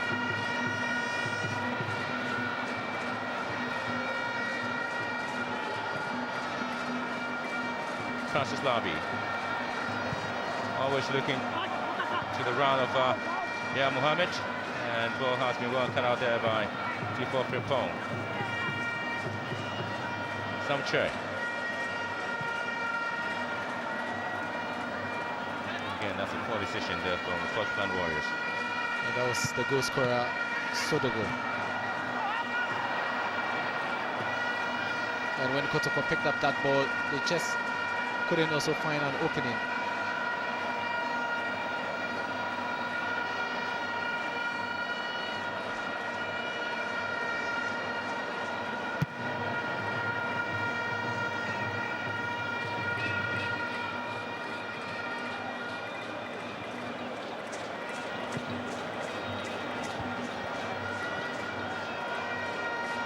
Amankwa.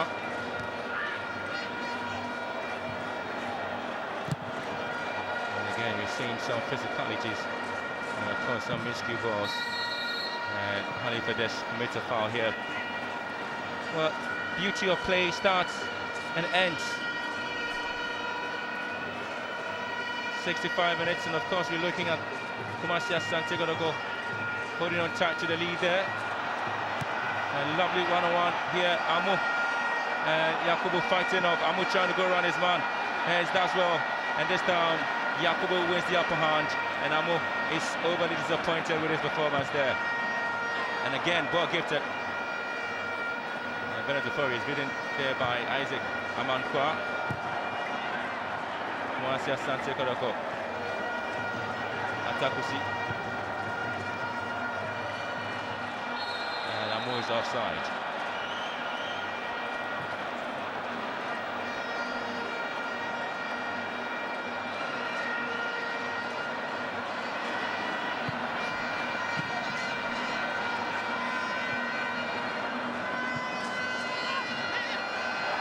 Well, that was a moment Ejana Stars could have utilized, and Elvis Opoku, what a chance. What a chance. Nice play there from Yaya Mohammed with the assist. Look at the build-up play. He laid a pass and he just couldn't keep it down. Elvis Opoku. Good back flick there coming in from Yaya Mohammed. That is his final touch of the ball. That was his final moment. And so he's now making way for yet another former player of Kumasi Asante Kotoko, Richard Impong, to come in, maybe to continue from where Elvis Amo left off. Elvis Opoku, rather, who had an opportunity to registered the equalizer here, but he kept his shot rising.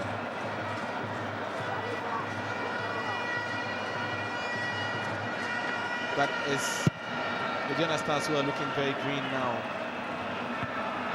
and lively.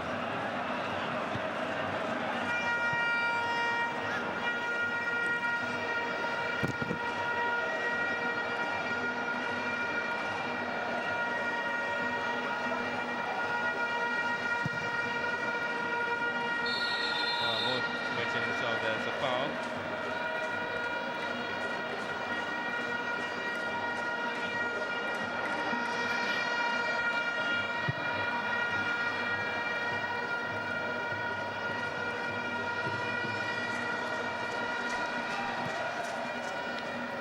Aduana Stars trying to close down Kumasi Santiago to go inside their own half.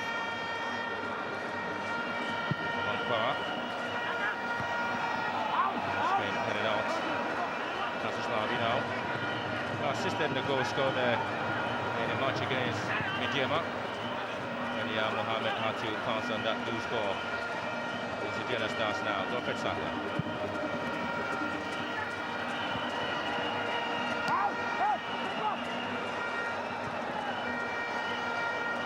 Just in the box, get a corner kick, and that's Aduana Stars trying to press Kumasi Asante Kotoko. Yeah, good pressure there coming in from Aduana, chasing the equalizer. That's what you do when you are down. Throwing caution to the wing, attacking. With Mohammed and Richard Impon on. Goalkeeper is able to touch it, and he's able to catch it on the line. Very lucky. Just trying to cool the tempers off, man. You know, if nobody has been able to establish himself as, you know, best player of the tournament, I think goalkeeper Eric Oporientry is a contender. And the header, bounce off the turf. He missed the first ball, and Mohammed went up, but Oporientry was alert. And as always, Mohammed will be at the right place at the right time to always have a final touch of the ball, and he knows it. Look at them, former teammates. No time for association this time around. And we have to fight against each other.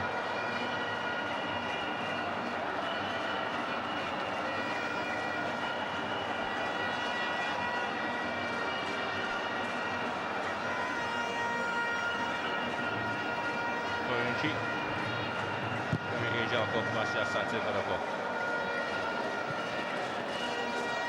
Again, now that opposite number, Sakado.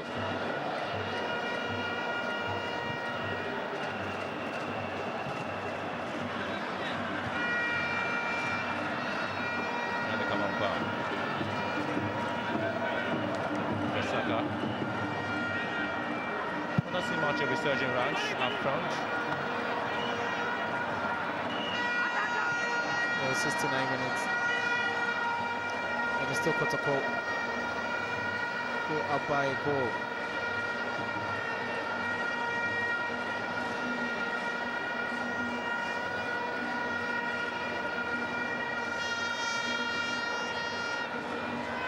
And again, after all the hard work, Michael actually gets the ball away. Richard Impong. And Kojopoku closing him down. Kumasi Asante Kotoko have to just move straight into the area of Aduana Stars. Still, Aduana Stars will have to do more.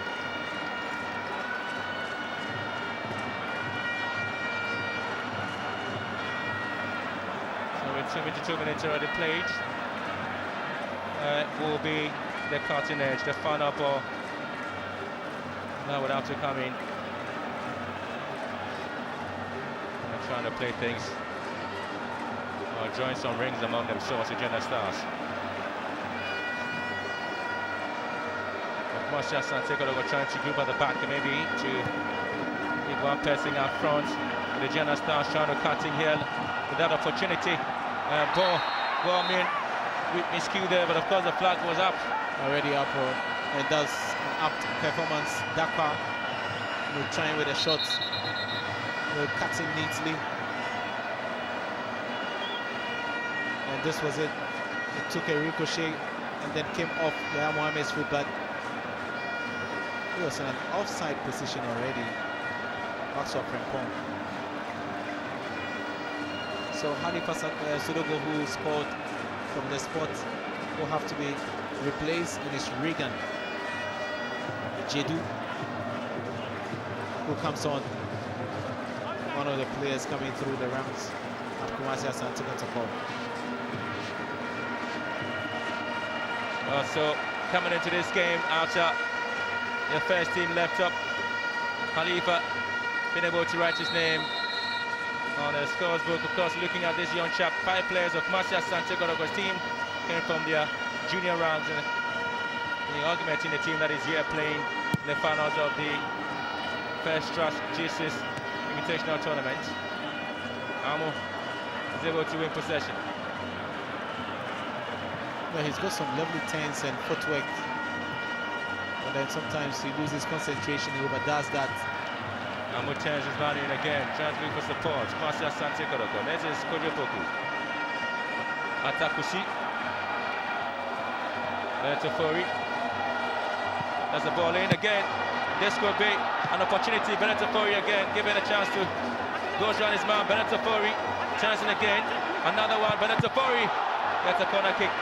What a play from this young man. Yeah, the fans will applaud that display from Benetofori, twisting and turning, taking on the responsibility. It was Michael Yeboah, and then watch Ofori again, not in a rush, twist and turn, nearly scored. At the near post, but then goalkeeper Joseph Adu was alert. Corner kick in the header in, and that's a save. A fantastic save there from this man, Joseph Adu. Doing the best to deny his former side already. He's picked the ball, from his net, and still Kotoko are dangerous, despite the substitution there from Aduana, bringing on experienced Yahya Mohammed and then Richard Impong.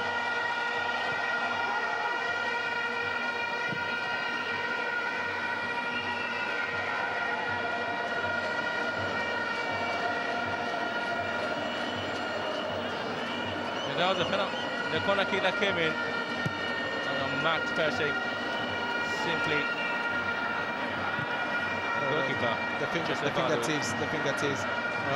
goalkeeper Ado denying Kotoko what could have been the second goal.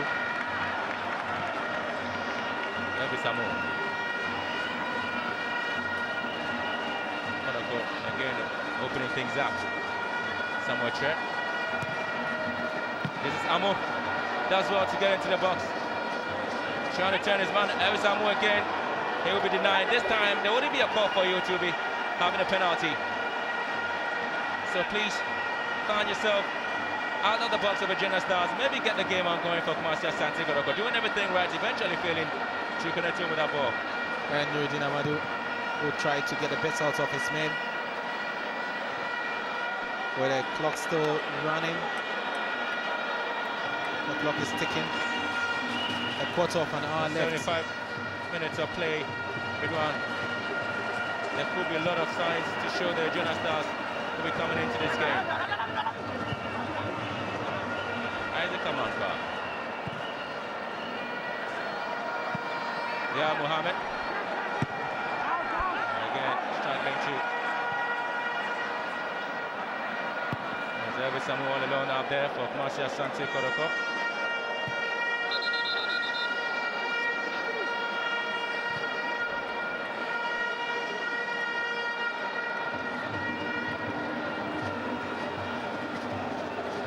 Yes, Kotoko will have to protect the lead. If Aduana Stars level, then the winner will be decided from the spot.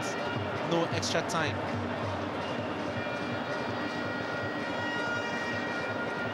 Well, holding on to that slim margin doesn't really make things home and dry. I think that there's a lot of action to be played here.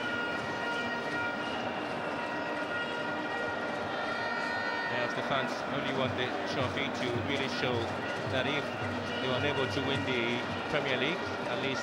In the FA Cup last season, it was a trophyless campaign. Maybe they have to start the season well with this off-season high-profile game. Already beaten Ashanti Go to lift the SWAC Cup. Also, they beat Gagodina, and that's the chairman of Ghana League Clubs Association and some executives, lined up.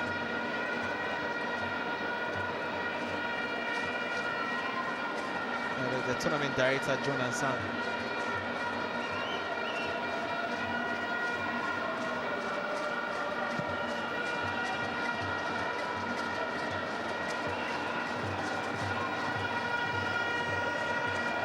Pretty much interesting to have Kotoko perhaps picking up the cup at the Siko Stadium.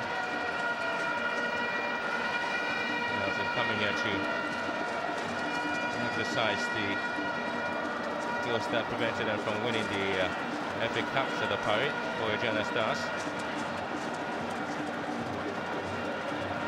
Francis Lavi. Really cutting to Stella Parade. Richard Impong. Finds Wilfred Saka. This one comes back to Aduana Stars. And goalkeeper Korianchi. Not in a hurry at all to just get the ball in. No, they just can't split the Kotoko defense open. This youngster Maxwell Frimpong has been struggling. And anytime they get close, Kotoko look a bit compact and are able to repel all attacks.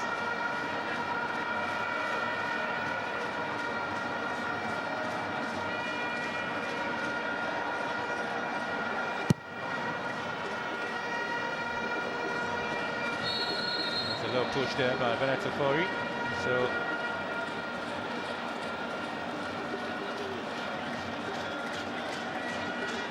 ...12 minutes left now to be played for.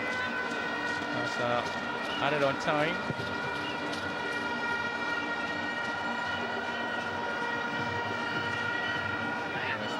Now, Mohammed with the final header again.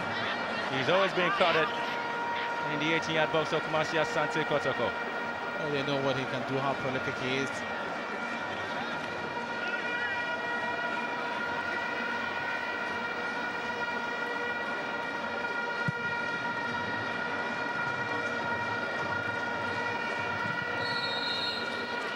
Again, another push there.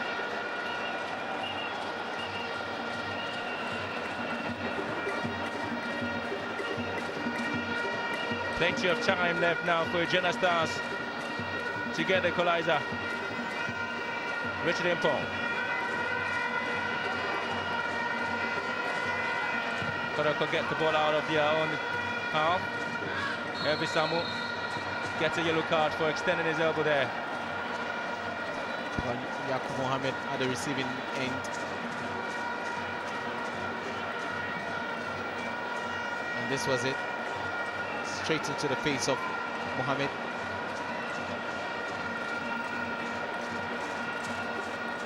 Oh, Wisamu, former Kotoko under 20 player. And he gets booked.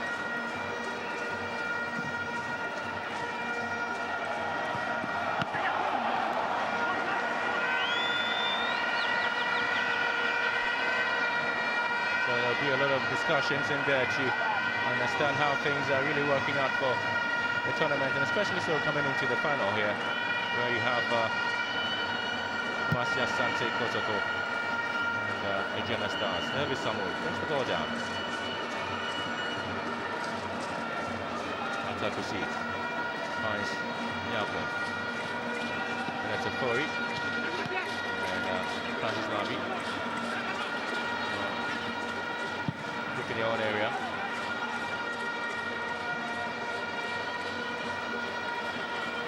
Already 2 minutes. And Kumasi Asante Kotoko holding on to the slim lead here.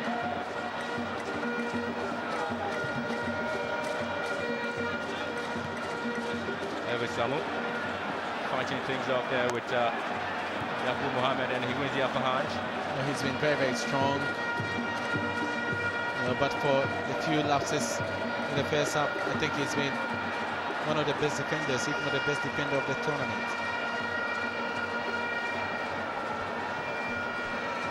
Richard Impong. He's actually come to sit deep in midfield and playing it wide. Richard Impong. Sedapari. Richard Impong again. He's looking for the space. Francis Larry. So many red shirts in the 18-yard box of Marcia Sante Kotoko. Well played wide. Lovely play there for Prophet Saka. Gets a corner kick now. Good to win that corner kick. It was a sweet pass there from Opari to the right. And they'll bring on the Doma Messi. That's his nickname. New signing from Winnie Professionals, Samson Buampong, has taken the place of Maxwell Frimpong. And that's Samson Buampong.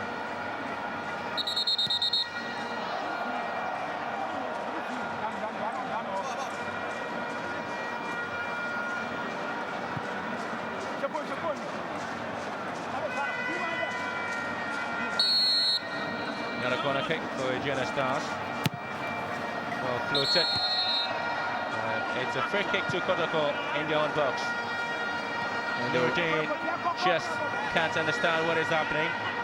They're not playing to any deserved spotting. They were just hoping at least they can just get the ball straight to this man, Young Mohammed. And it's well being policed in there by Ohini Prenya and Chifo Frimpong.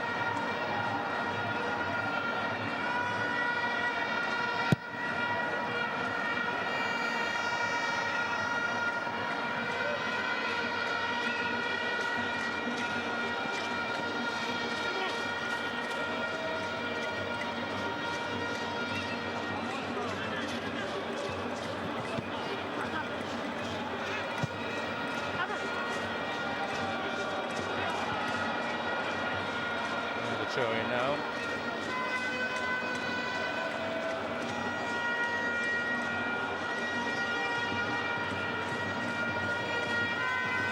Throw-in. Goes in there. Atakushi. Push on his man. And again, there's the throw-in. Again, the option is always poor. Trying to get the ball deep into the box. Just one-time crossing. Could have somebody just stopping in for a goal. But it's always delayed.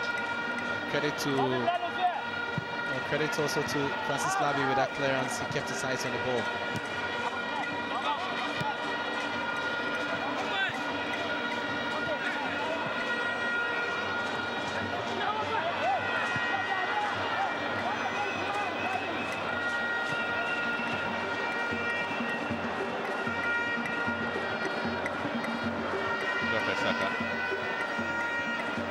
Not much of this passing runs on the right hand side.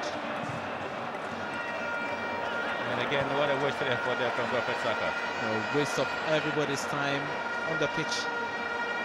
Just cannot process the ball. And everybody will join the campaign, the substitutes coaching. All hands on deck. Benito Corey, too many antics on him. He obviously is being heavily policed. He gets a final call from the referee. Will draws an infringement. Maybe he deserves some credit, his ability to win the ball.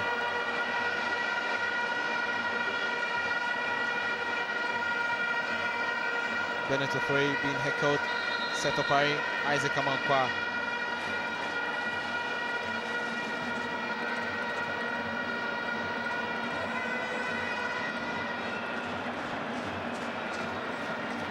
And substitution coming in for Kumasi Asante Kotoko. Elbisamu has been withdrawn.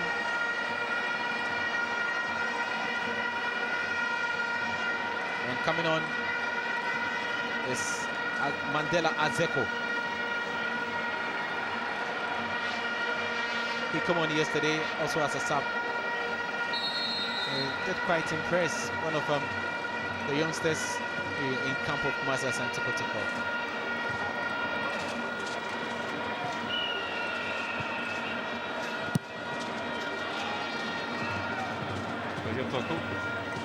Fighting to win possession back.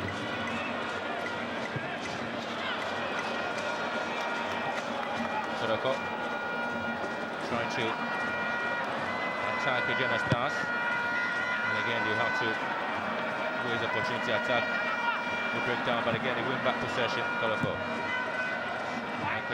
Azeko Mandela. And he gets the throwing.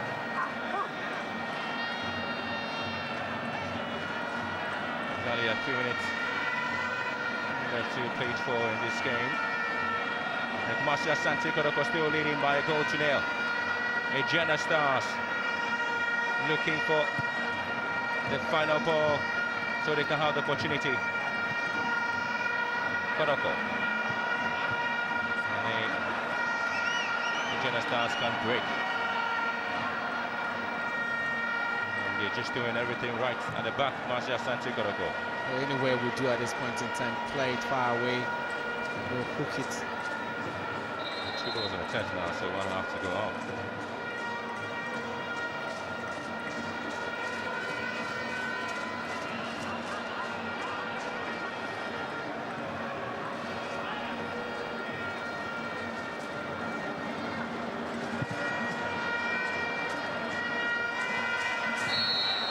The foul rather going to Marcia Santi Kotoko.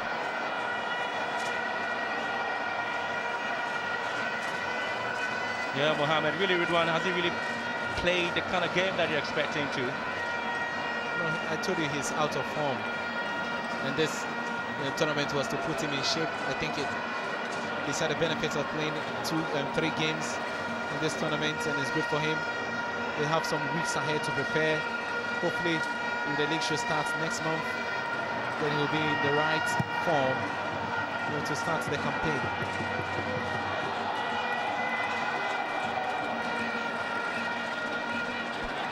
Most of the clubs actually came here just waiting, and there you have the coaches giving out instructions with the hope that at least they would have something to come in. Marcia Santi Kotoko are going to pick up a John Kane with Ashford conceded a goal late in the game.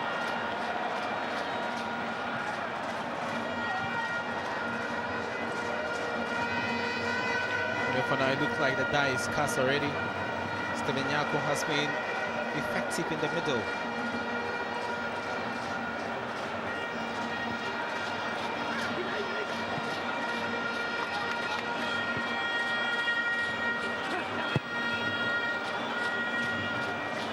Now, Aduana would have Mohamed. Kojopoku. Oh, wonderful stoppage there. He wins a free kick. 3 minutes of additional time here.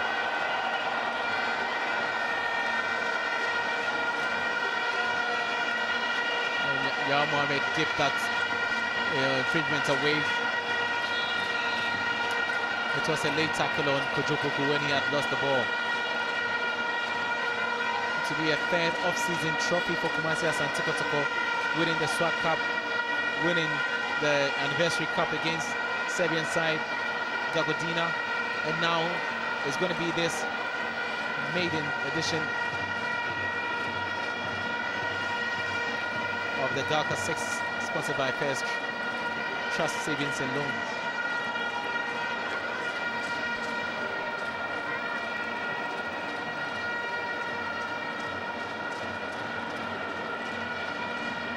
Well, it's all about excitement because fans of Marcia Santi Kotoko haven't had to see their club sign as many as 12 fresh players.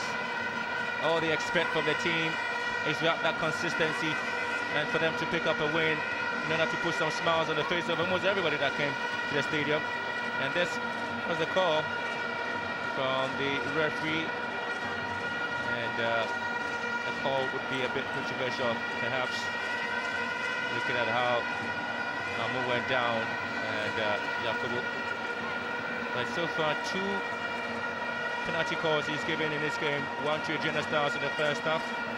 He came in very early, and Godfrey Saka couldn't take advantage of that. And so looking ahead patiently to see which of the clubs will be able to pick this fresh trophy. Or glittering trophy.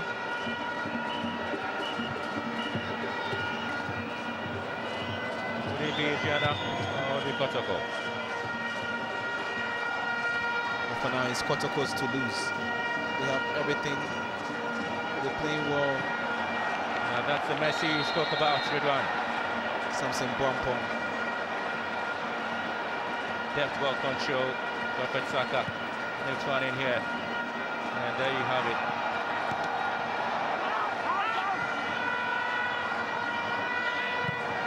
Kotoko trying to get things in the area of Aduana Stars. Finally just hoping that the referee will have to end this game perhaps. Mahini Brenya. Naya Mohammed. And a Corey entry eventually, so we take this time to get things out of the way. But Kwame Boateng was looking ahead to pick up the Goal King award after getting 2 goals, but his play was cut short with that early injury.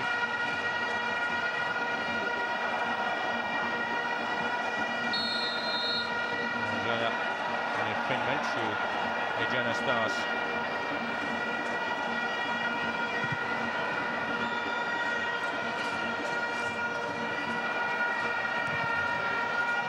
Centric. Another nimble-footed player. And so depth. It's so wonderful. Kotoko with that miscue ball. Aduana Stars still trying to get moment forward. And eventually, they will be cleared away, but not too far. Kotoko could be in trouble. Referee plays the ball on. And the final ball, was it a penalty? Rather, there's an infringement here. They appeal for a penalty from Aduana Stars. Big question is, was it or was it not? It was a foot-high challenge. We just have to go back to the playback benefits of the replay. That was it. It was. This was it once again. And you can see it was a foot-high challenge. On the player. It's all part of the game, Benjamin. So it comes to Kumasi Asante Kotoko's own to grab the novelty top 6 tournament.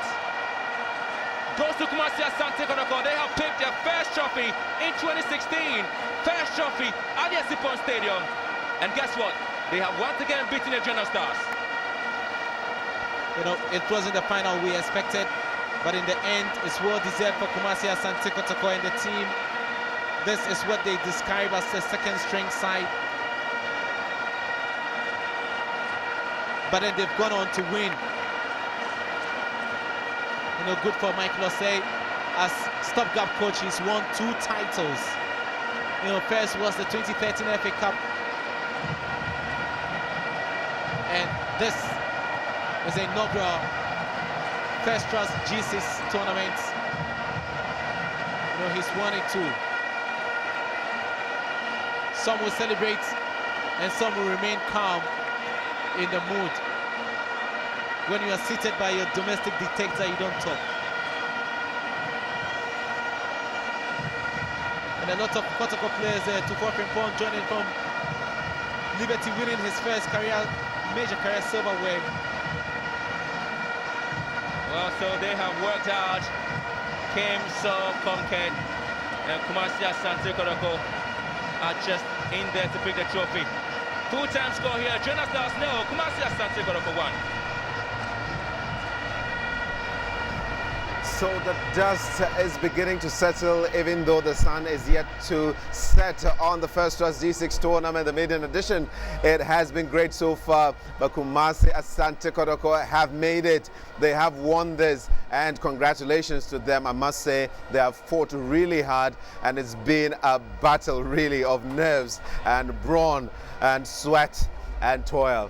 Well, congratulations. Well, gentlemen, it's all over. Kumasi Asante Kotoko have won, but I'm sure you'll be the first to tell me that Kotoko really had to fight very hard, but Aduana would have themselves to blame. Yeah, a hard-fought battle. I think that is a result of hard work and determination. You could see that Aduana had more quality in terms of the materials available to them than Kumasi Asante Kotoko, because their first team players are not available. But these young guys were determined.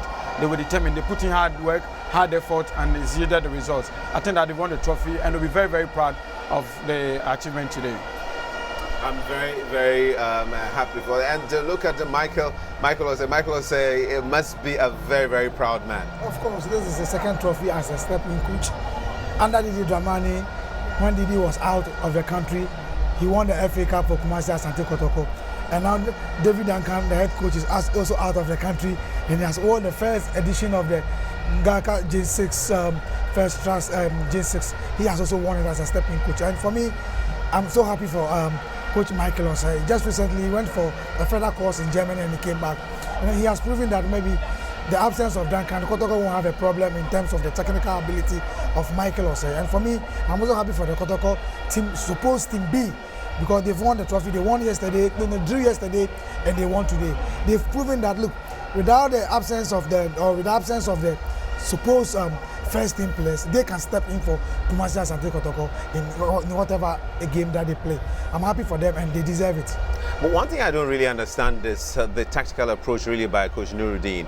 Why do you drop your two most influential players up front, Richard Impong and then Yaya Mohammed? I wonder really why he had to leave them on the bench and then bring them on much later. What strategy was that? Michael, I'm confused as much as you are, because I can understand, because Yaya Mohammed, we all know his pedigree, we know he's a good finisher, very strong and very effective on the ball. Off the ball, obviously he fails to join in terms of when the team is defending. But in corner kicks and other stuff, he will be there to try and then help his defenders. So I was wondering why Nuruddin Ahmed decided to drop him. Maybe because they played for Asante Kotoko in the past, Yaya Mohammed and then Richard Impong. But Nuruddin himself is a former midfielder for Kumasi Asante Kotoko, if I'm not wrong. So I don't see anything wrong with him. He should have started them. I think that he gambled and he didn't pay off well, because Aduana could have killed off the game in the first half, but they couldn't. So later on, when he decided to bring in Yaya Mohammed, I think that the damage was really been done, and then Kotoko were dominating the game. We'll be back to discuss that penalty, that early penalty again. But Coach Michael Osei is standing by to talk to Benjamin Willie Graham down by the pitch side. Okay, so it finally comes to an end here at the Sipon Stadium. Guess what? Kumasi Asante Kotoko, first time winning the trophy at the Sipon Stadium. And of course, they've done it in a different tradition. I'm trying to find out from their head coach, Michael Osei. You won the MTN FA Cup when Didi Dramani was not around. You have won the Novelty First Track J6 tournament when Duncan is not around. How does this play out in your mind in your coaching career? I'm very happy, very happy. I'm even short for words. But my boys really did very well. They were determined, the commitment, everything. They have show class today. So I have to give all the congratulations to my boys. Technically and tactically, how did you approach this game, looking at the physical nature of how Aduana Stars were going to approach the game? Definitely, we know definitely that it's going to be a very difficult game, because Aduana is also have a very good team, and then we saw them in their first two games. They did very well, and then but my guys did very well. They were tactically very disciplined. They were playing according to instructions. So all I would say is they have done well. So I have to congratulate them. Thank you very much. Congratulations, Coach Michael Osei, Kumasi Asante Kotoko. But of course, the vanquished side will always not be happy. They would always have something to say. And Coach Nuruddin is here with me. Would you say that you played your heart out? You played to the pattern that you wanted? Yeah. I think in the first half they were ballooning the ball, and the second half, when I spoke to them, then they should put the ball on the turf. Second half we dominated, but unfortunately we couldn't. But we gave them a lot of pressure. And then I'm very disappointed in the referee. It's a shame in Ghana football that this sort of officiating is uncalled for. I think that we need to do something better next time in terms of officiating. This is what we do when we go to high level, then we say we are being cheated. It doesn't matter how many infringements that happen in the game. If they are 5, 10, you have to take them, you have to reward them. They are part of the game. But I'm very you had a penalty that was awarded, Godfrey Saka missed it. That was the moment the Aduana Stars could have utilized. But it doesn't mean that if another penalty was possible, he shouldn't take it. That one is football, because it's governed by rules and regulations. In Europe, in advanced countries, if there are 10 penalties you make, then the referee will do. It's only in Ghana here that they always tend to do otherwise. And you know. So I'm very disappointed in the referee. I think that he should have done better than what he did. Thank you very much. And that's Coach Nuruddin of the Aduana Stars he's really not happy. He's just showing his emotions there. But there was one man who actually had to show his class today. Some brilliant saves, even saved the penalty. Eric Oforientry, congratulations. Your team has won the Novelty J6 tournament. As a player, as a goalkeeper, how does this play out for you? Well, first of all, big thanks to the Almighty Allah. Well, it's very, very excited because if you see the game, it was very, very tough game. But I think our boys did very, very well. Looking ahead to the start of the Premier League, these are what you show to your fans. How do you expect the fans to look at you, Eric Oforientry? Well, we're expecting them to pray for us and support us every day. We will do the work for them. Now, let me also ask this. You have a lot of competition in Kumasi Asante, especially at the goalkeeping area. How well are you psyching yourself up in the coming years ahead?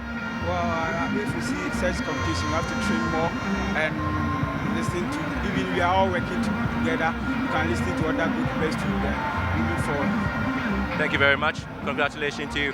And of course, we are looking ahead to seeing what really is going to happen. There's a lot of jubilation for Kumasi Asante Kotoko, but when you check out your Regina Stars, you know they are here too. But of course, we're looking at what is going to happen. Michael Katahina is ready. Thank you very much, Benjamin Willie Graham. And Eric Oforientry has been voted as man of the match. Now, how would you assess his performance today and probably over the tournament? Well, I think that there were a lot of contenders for man of the match even today. Even Kojopoku for Kumasi Asante Kotoko in the midfield as Asante Kotoko made things very, very tight there. Edwin Tufo, Frimpong, he joined Asante Kotoko in his first season. And look at the way he marshaled out against Yahya Mohammed and Maxwell, Frimpong, all of those guys. I think that there were a lot of contenders for man of the match. But all in all, I think that Eric Oforientry definitely deserves man of the match. He saved the penalty, and I think that he set Kotoko on the way to win the championship. Had he considered that goal, I believe that Kotoko would have been out, and then Aduana would have continued to win the game. So I believe that Eric Oforientry deserves man of the match award for today. But overall in the tournament, I don't think that it's been that exceptional. Maybe even Joseph Adu goal post for Aduana has also done very, very well. Remember that he saved penalty as well against Mediama yesterday, and he also considered only one goal throughout the tournament. He played in 3 games. He considered only 1 goal through penalty. And Oforientry has considered about 2 goals. He considered against Chelsea. He considered against Ashanti Good. So I think that, yes, deserves man of the match award for today. But overall in the tournament, I think that Joseph Adu has done very, very well, probably more than Eric Oforientry. Even Sulaiman in those 2 games that he kept cool for Hearts of Oak, I think that Sulaiman Abdullahi did very well in the tournament. I think Sulaiman did very well. I would agree with you on that. Unfortunately, he just appeared in... Except that he could not qualify for the final. 2 games. In 2 games. Yeah. Yes. All right. But what would you say about Eric Oforientry being... And I hear from sources that he's been given the goalkeeper of the tournament. Well, goalkeeper of the tournament, it will be a little bit strange because, as my colleague said here, you talk of Joseph Adu. I mean, he saved the penalty yesterday. He's been in goal post for the 3 games. He's been a lot of saves. Even Sulaiman, as we mentioned, their first game against Aduana, he was superb, and the second game that he played, he was exceptional. He even won the man of the match. For him to win the goalkeeper of the tournament is strange for me. Maybe it's because of the final game that he was imposed for Kumasi Asante Kotoko. But hey, he's been one of the best goalkeepers in this tournament. So if he has won the best goalkeeper for the tournament, I think that's okay. I see that Frederick is shaking his head. He doesn't agree with it at all. But I also hear that Bernard Tufori has been nominated as voted as the discovery of the tournament. We'll be back to talk about that. But Benjamin Willie Graham is standing pitchside to have a discussion with him. All right, so there's more excitement for this young man, discovery of the tournament. From Chelsea to Kotoko, how well are you gelling with your colleagues in Kumasi Asante Kotoko? First of all, I thank the fans for the supporting, and by God's grace, I'll give thanks to the grace and all the fans, and especially my family, my father, my mom. For the first time joining Kumasi Asante Kotoko, although I've been following their playing, so together with the coach and tactical instructions he gives me, that's why I gel and my motivation through the fans and the blood of Kotoko, I was able to give up my best. Now you're looking at the tournament. What would you say was a positive you're picking from it? Yeah, it was a positive because you see that the first game I was not able to get a chance to play. So this time, the second game, I get the opportunity to play. That's how football is. So I have to give all my best so that the people also know that Bernard Tufori has come. I have to announce my presence. Right, thank you very much. Discovery of the tournament, Bernard Tufori. So Michael Katahina again is ready. Thank you very much, Benjamin Willie Graham. But the presentation being made to Kwame Boateng, who has been voted as the player of the tournament, he should be a proud man. He's been given an LED TV there for all his troubles, and I'm sure that probably some cash will be going along with that. Well, I'm happy for this young man, Kwame Boateng. Last season with Accra Great Olympics, as I said, he was invited to the local blasters, but there were a lot of noise about he being included in the squad. But I think the technical team of the local blaster knew what they saw in this young man, and he's proven in this particular tournament that he's one of the predators in the game. And for me, it had not been the injury that he occurred during the first half of this particular exchange, whereby there were a lot of physical game in the middle of the game. I think that he would have even scored because he was really tormenting the defensemen of Aduana. So I think that he deserves it, and I think I'm happy for him. It's quite unfortunate that he had to go out so early, but I think that overall, I think he proved his mettle. Perseverance pays. You know, Kwame Boateng wanted to join Kotoko a couple of seasons ago. Kotoko didn't register him. Apparently, he wasn't good enough for Santo Kotoko, so he went to join Great Olympics. He did very well. Then Kotoko had to go pay money for him. Now look at him. He had been voted as man of the match in the gathering of the top 6 football clubs in Ghana. I believe that you ought to persevere. He was determined to play for Santo Kotoko. He's proven that he's very good, and I guess that upon return of the first team and the first team coach, I guess that he's going to probably earn a starting place in the first team. He did very well in this tournament. He came on in the first game. Screens at the moment, Ofori Entry being presented with his prize, also an LED television, being voted as goalkeeper of the tournament, and the presentation was done to him by Sibuniso Ngubani, and he happens to be executive producer of Super Sport for West Africa. Congratulations to Ofori Entry. Yes, just for you to wrap up. Yeah, for Entry, I guess that he's won it as the best goalkeeper of the tournament, but I think that there were a lot of contenders for that particular award because Joseph Adu himself didn't do that bad in the tournament. He kept goals in 3 of the games. He conceded only 1 goal in today's game against Asante Kotoko, 2 a penalty. He kept clean sheet against Artefolk, and I think he kept clean sheet against Mediama. So I think that he also did well. Sulama did well. Sulama came out with, I think, 7 saves in the game against Mediama. So it tells you that there were a lot of contenders for this award. For him to have won, it means he's done very well. For today, I think that he stood between Asante Kotoko and then Aduana. He actually won the trophy for Kumasi Asante Kotoko today. Let's go back to the discovery of the tournament, Bennett Ofori. What would you say of his outputs throughout the tournament? Well, I think that he played 2 games. And there he is in your shot. Yeah, sorry to barge in, but he's also being given a tablet for all his troubles. These players should be very proud of all their efforts. Virtually, Kumasi Asante Kotoko has won every trophy or every award in this particular tournament, and I'm proud of this particular young man. Last season with the Brooklyn Chelsea, they call him C Ronaldo, and I think that he's proven his mettle when he pitched camp to Kumasi Asante Kotoko. This is his 2nd game in this particular tournament. Yesterday he proved, and he did a lot of damage to Mediama in midfield, and with the likes of Sapon in the middle, and I think that he's done so well. This evening game or this afternoon final game, he did so well, even under touchlight. He did so well, tormented the defensemen of Aduana.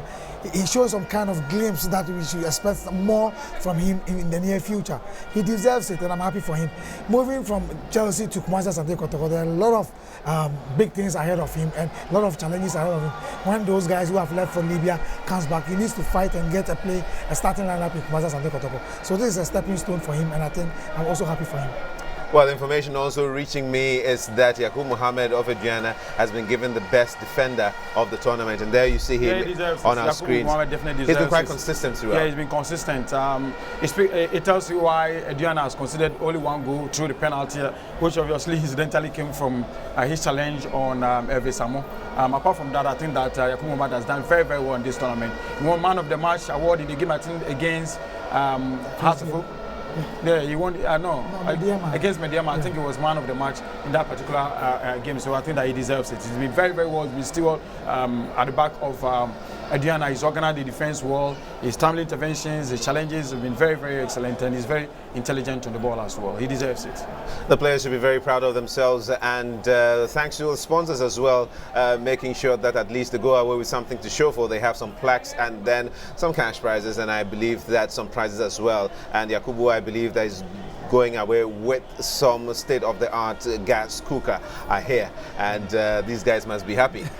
It's quite heartwarming that at least you get something as encouragement for all your troubles. But Kumasi Asante Kotoko, I am so impressed, and I'm sure that David Duncan probably will be watching or probably receiving text messages by now from Secondary here telling them of their exploits. Of course, and for Kotoko to just go for a pre-season, coming back to win the SWAC Cup with under David Duncan, and for me, he really prepared the team with Michael Osei before he left for Libya yesterday, and I think that, as I said, Michael Osei have done so well. I mean, definitely from the bench, tactically and technically, he will be issuing instructions. And if the players are not listening to him, I don't think they have gotten to where they are today. For me, credit goes to Michael Osei. As much as David Duncan did a lot of work before he left, Michael Osei have done so well. I think that this is the second time he has stepped in as a head coach and he has won a trophy for Kumasi Asante Kotoko. And before the game, he said that, look, they were prepared to get to the finals. And after the finals, what happens is the trophy that they want. And they've really won. He said last season they went trophyless, and this season they want to get every trophy. And they won the SWAC Cup and they've won the G6 Cup. So who knows? Let's see what happens in the league. Well, but Freddie, tell me, we've seen players being awarded here, players being voted as player of the tournament, defender of the tournament. Have we not seen other players from other participating teams who probably have shown that they probably could have won any of the prizes that have been given out here? Of course, like I said, best goalkeeper of the tournament could easily have been won by Salam Abdullahi of Hearts of Oak for his saves and his effort in those two games that Hearts of Oak played. Emmanuel Oseba for Fashandugo probably could have been discovery or whatever of the tournament. Very, very skillful, confident on the ball. So we've seen some quality players from the sides. Amos Rimpon was sad that he had to leave for Libya. Probably would have won the best player of the tournament for the first game he played. We all saw his exploits and what he did. Those two goals he assisted for Kumasi Asante Kotoko. So I guess that it's their turn. It's an opportunity for them to, you understand. Because, for instance, I mean, it tells you that. Let me just cut in before we continue. The losers' medals being presented to Aduana Stars. They should be proud of themselves. They may be sad at the moment for not winning the cup, but I think that they've done themselves proud. Yes, Fred. Yeah, they've done well. They've done well. And Asante Kotoko in particular, I think that the future looks very, very bright for Asante Kotoko with these kind of players, coupled with the players that are not around. I think that the future. Benito Fori, for instance, arrived at Asante Kotoko with high hopes, and I think that with this award, obviously, his confidence is going to build up for Kumasi Asante Kotoko. He's transferred from Bekum Chelsea to Kumasi Asante Kotoko. Gradually, Bekum Chelsea is emerging as a feeder club for Kumasi Asante Kotoko. Yeah, because I do not think that Bekum Chelsea supplies players to any other club than Kumasi more. I mean, they supply more players to any other club than Kumasi Asante Kotoko. As we speak now, they have a lot of players transferring from Bekum Chelsea to Kumasi Asante Kotoko. So the sky should be the limit for Benito Fori, Richard Osajiman, and all those guys who transferred from Bekum Chelsea last season to Kumasi Asante Kotoko. Kotoko have done very, very well. Michael Osei has done very, very well, because if you are let virtually a second team for you to engage the likes of Aduana, who came up with their first team, play against Ashantigo, who came up with their first team, and all you triumph in those games, I think that Michael Osei has done very well. Tactically, he was very, very, very good on the day. Out of a 16-league team, I mean, we've seen just 6 teams in action in this tournament. I'm sure the other teams are also engaged in other pre-season activities. But from what we've seen so far, do we think that we have a very competitive season ahead of us? I should think so. I mean, you see the likes of Sekendi Hazakes is not yet doing Dubiase. You talk of Interallies, Wafa, Wow Stars, they are Bechem United, they are not here. So for me, I think that these 6 clubs have shown that, look, there are a lot of quality in the country, there are a lot of quality in our league. And so for me, I think that some of Ghanaian coaches sometimes disappoints a lot, because as you earlier said. Just hold your thought on that one. The winners, Kumasi Asante Kotoko, being presented with their medals at the moment, and they should be really proud of themselves. Well, as you earlier said, there are a couple of players who have even won some medals or some awards in this particular, in terms of the Mediema squad or in terms of Ice Gold. But how possible they could change the whole team, the whole 11 squad, you change about 10 of them, whereby a player will play a game maybe hoping to do better in the next game. Especially, you see the Aduana game. I was surprised Nuruddin Ahmed, the head coach of Aduana, decided to put Yaya Mohammed on the bench, a player who was eager to win the goal king of this particular tournament. He was apart with Kwame Boateng, who won the best player of this tournament, as two goals apart. But I was surprised he put him on the bench. Richard Rimpong, coming from Kotoko, he has got an influence over Kotoko, and definitely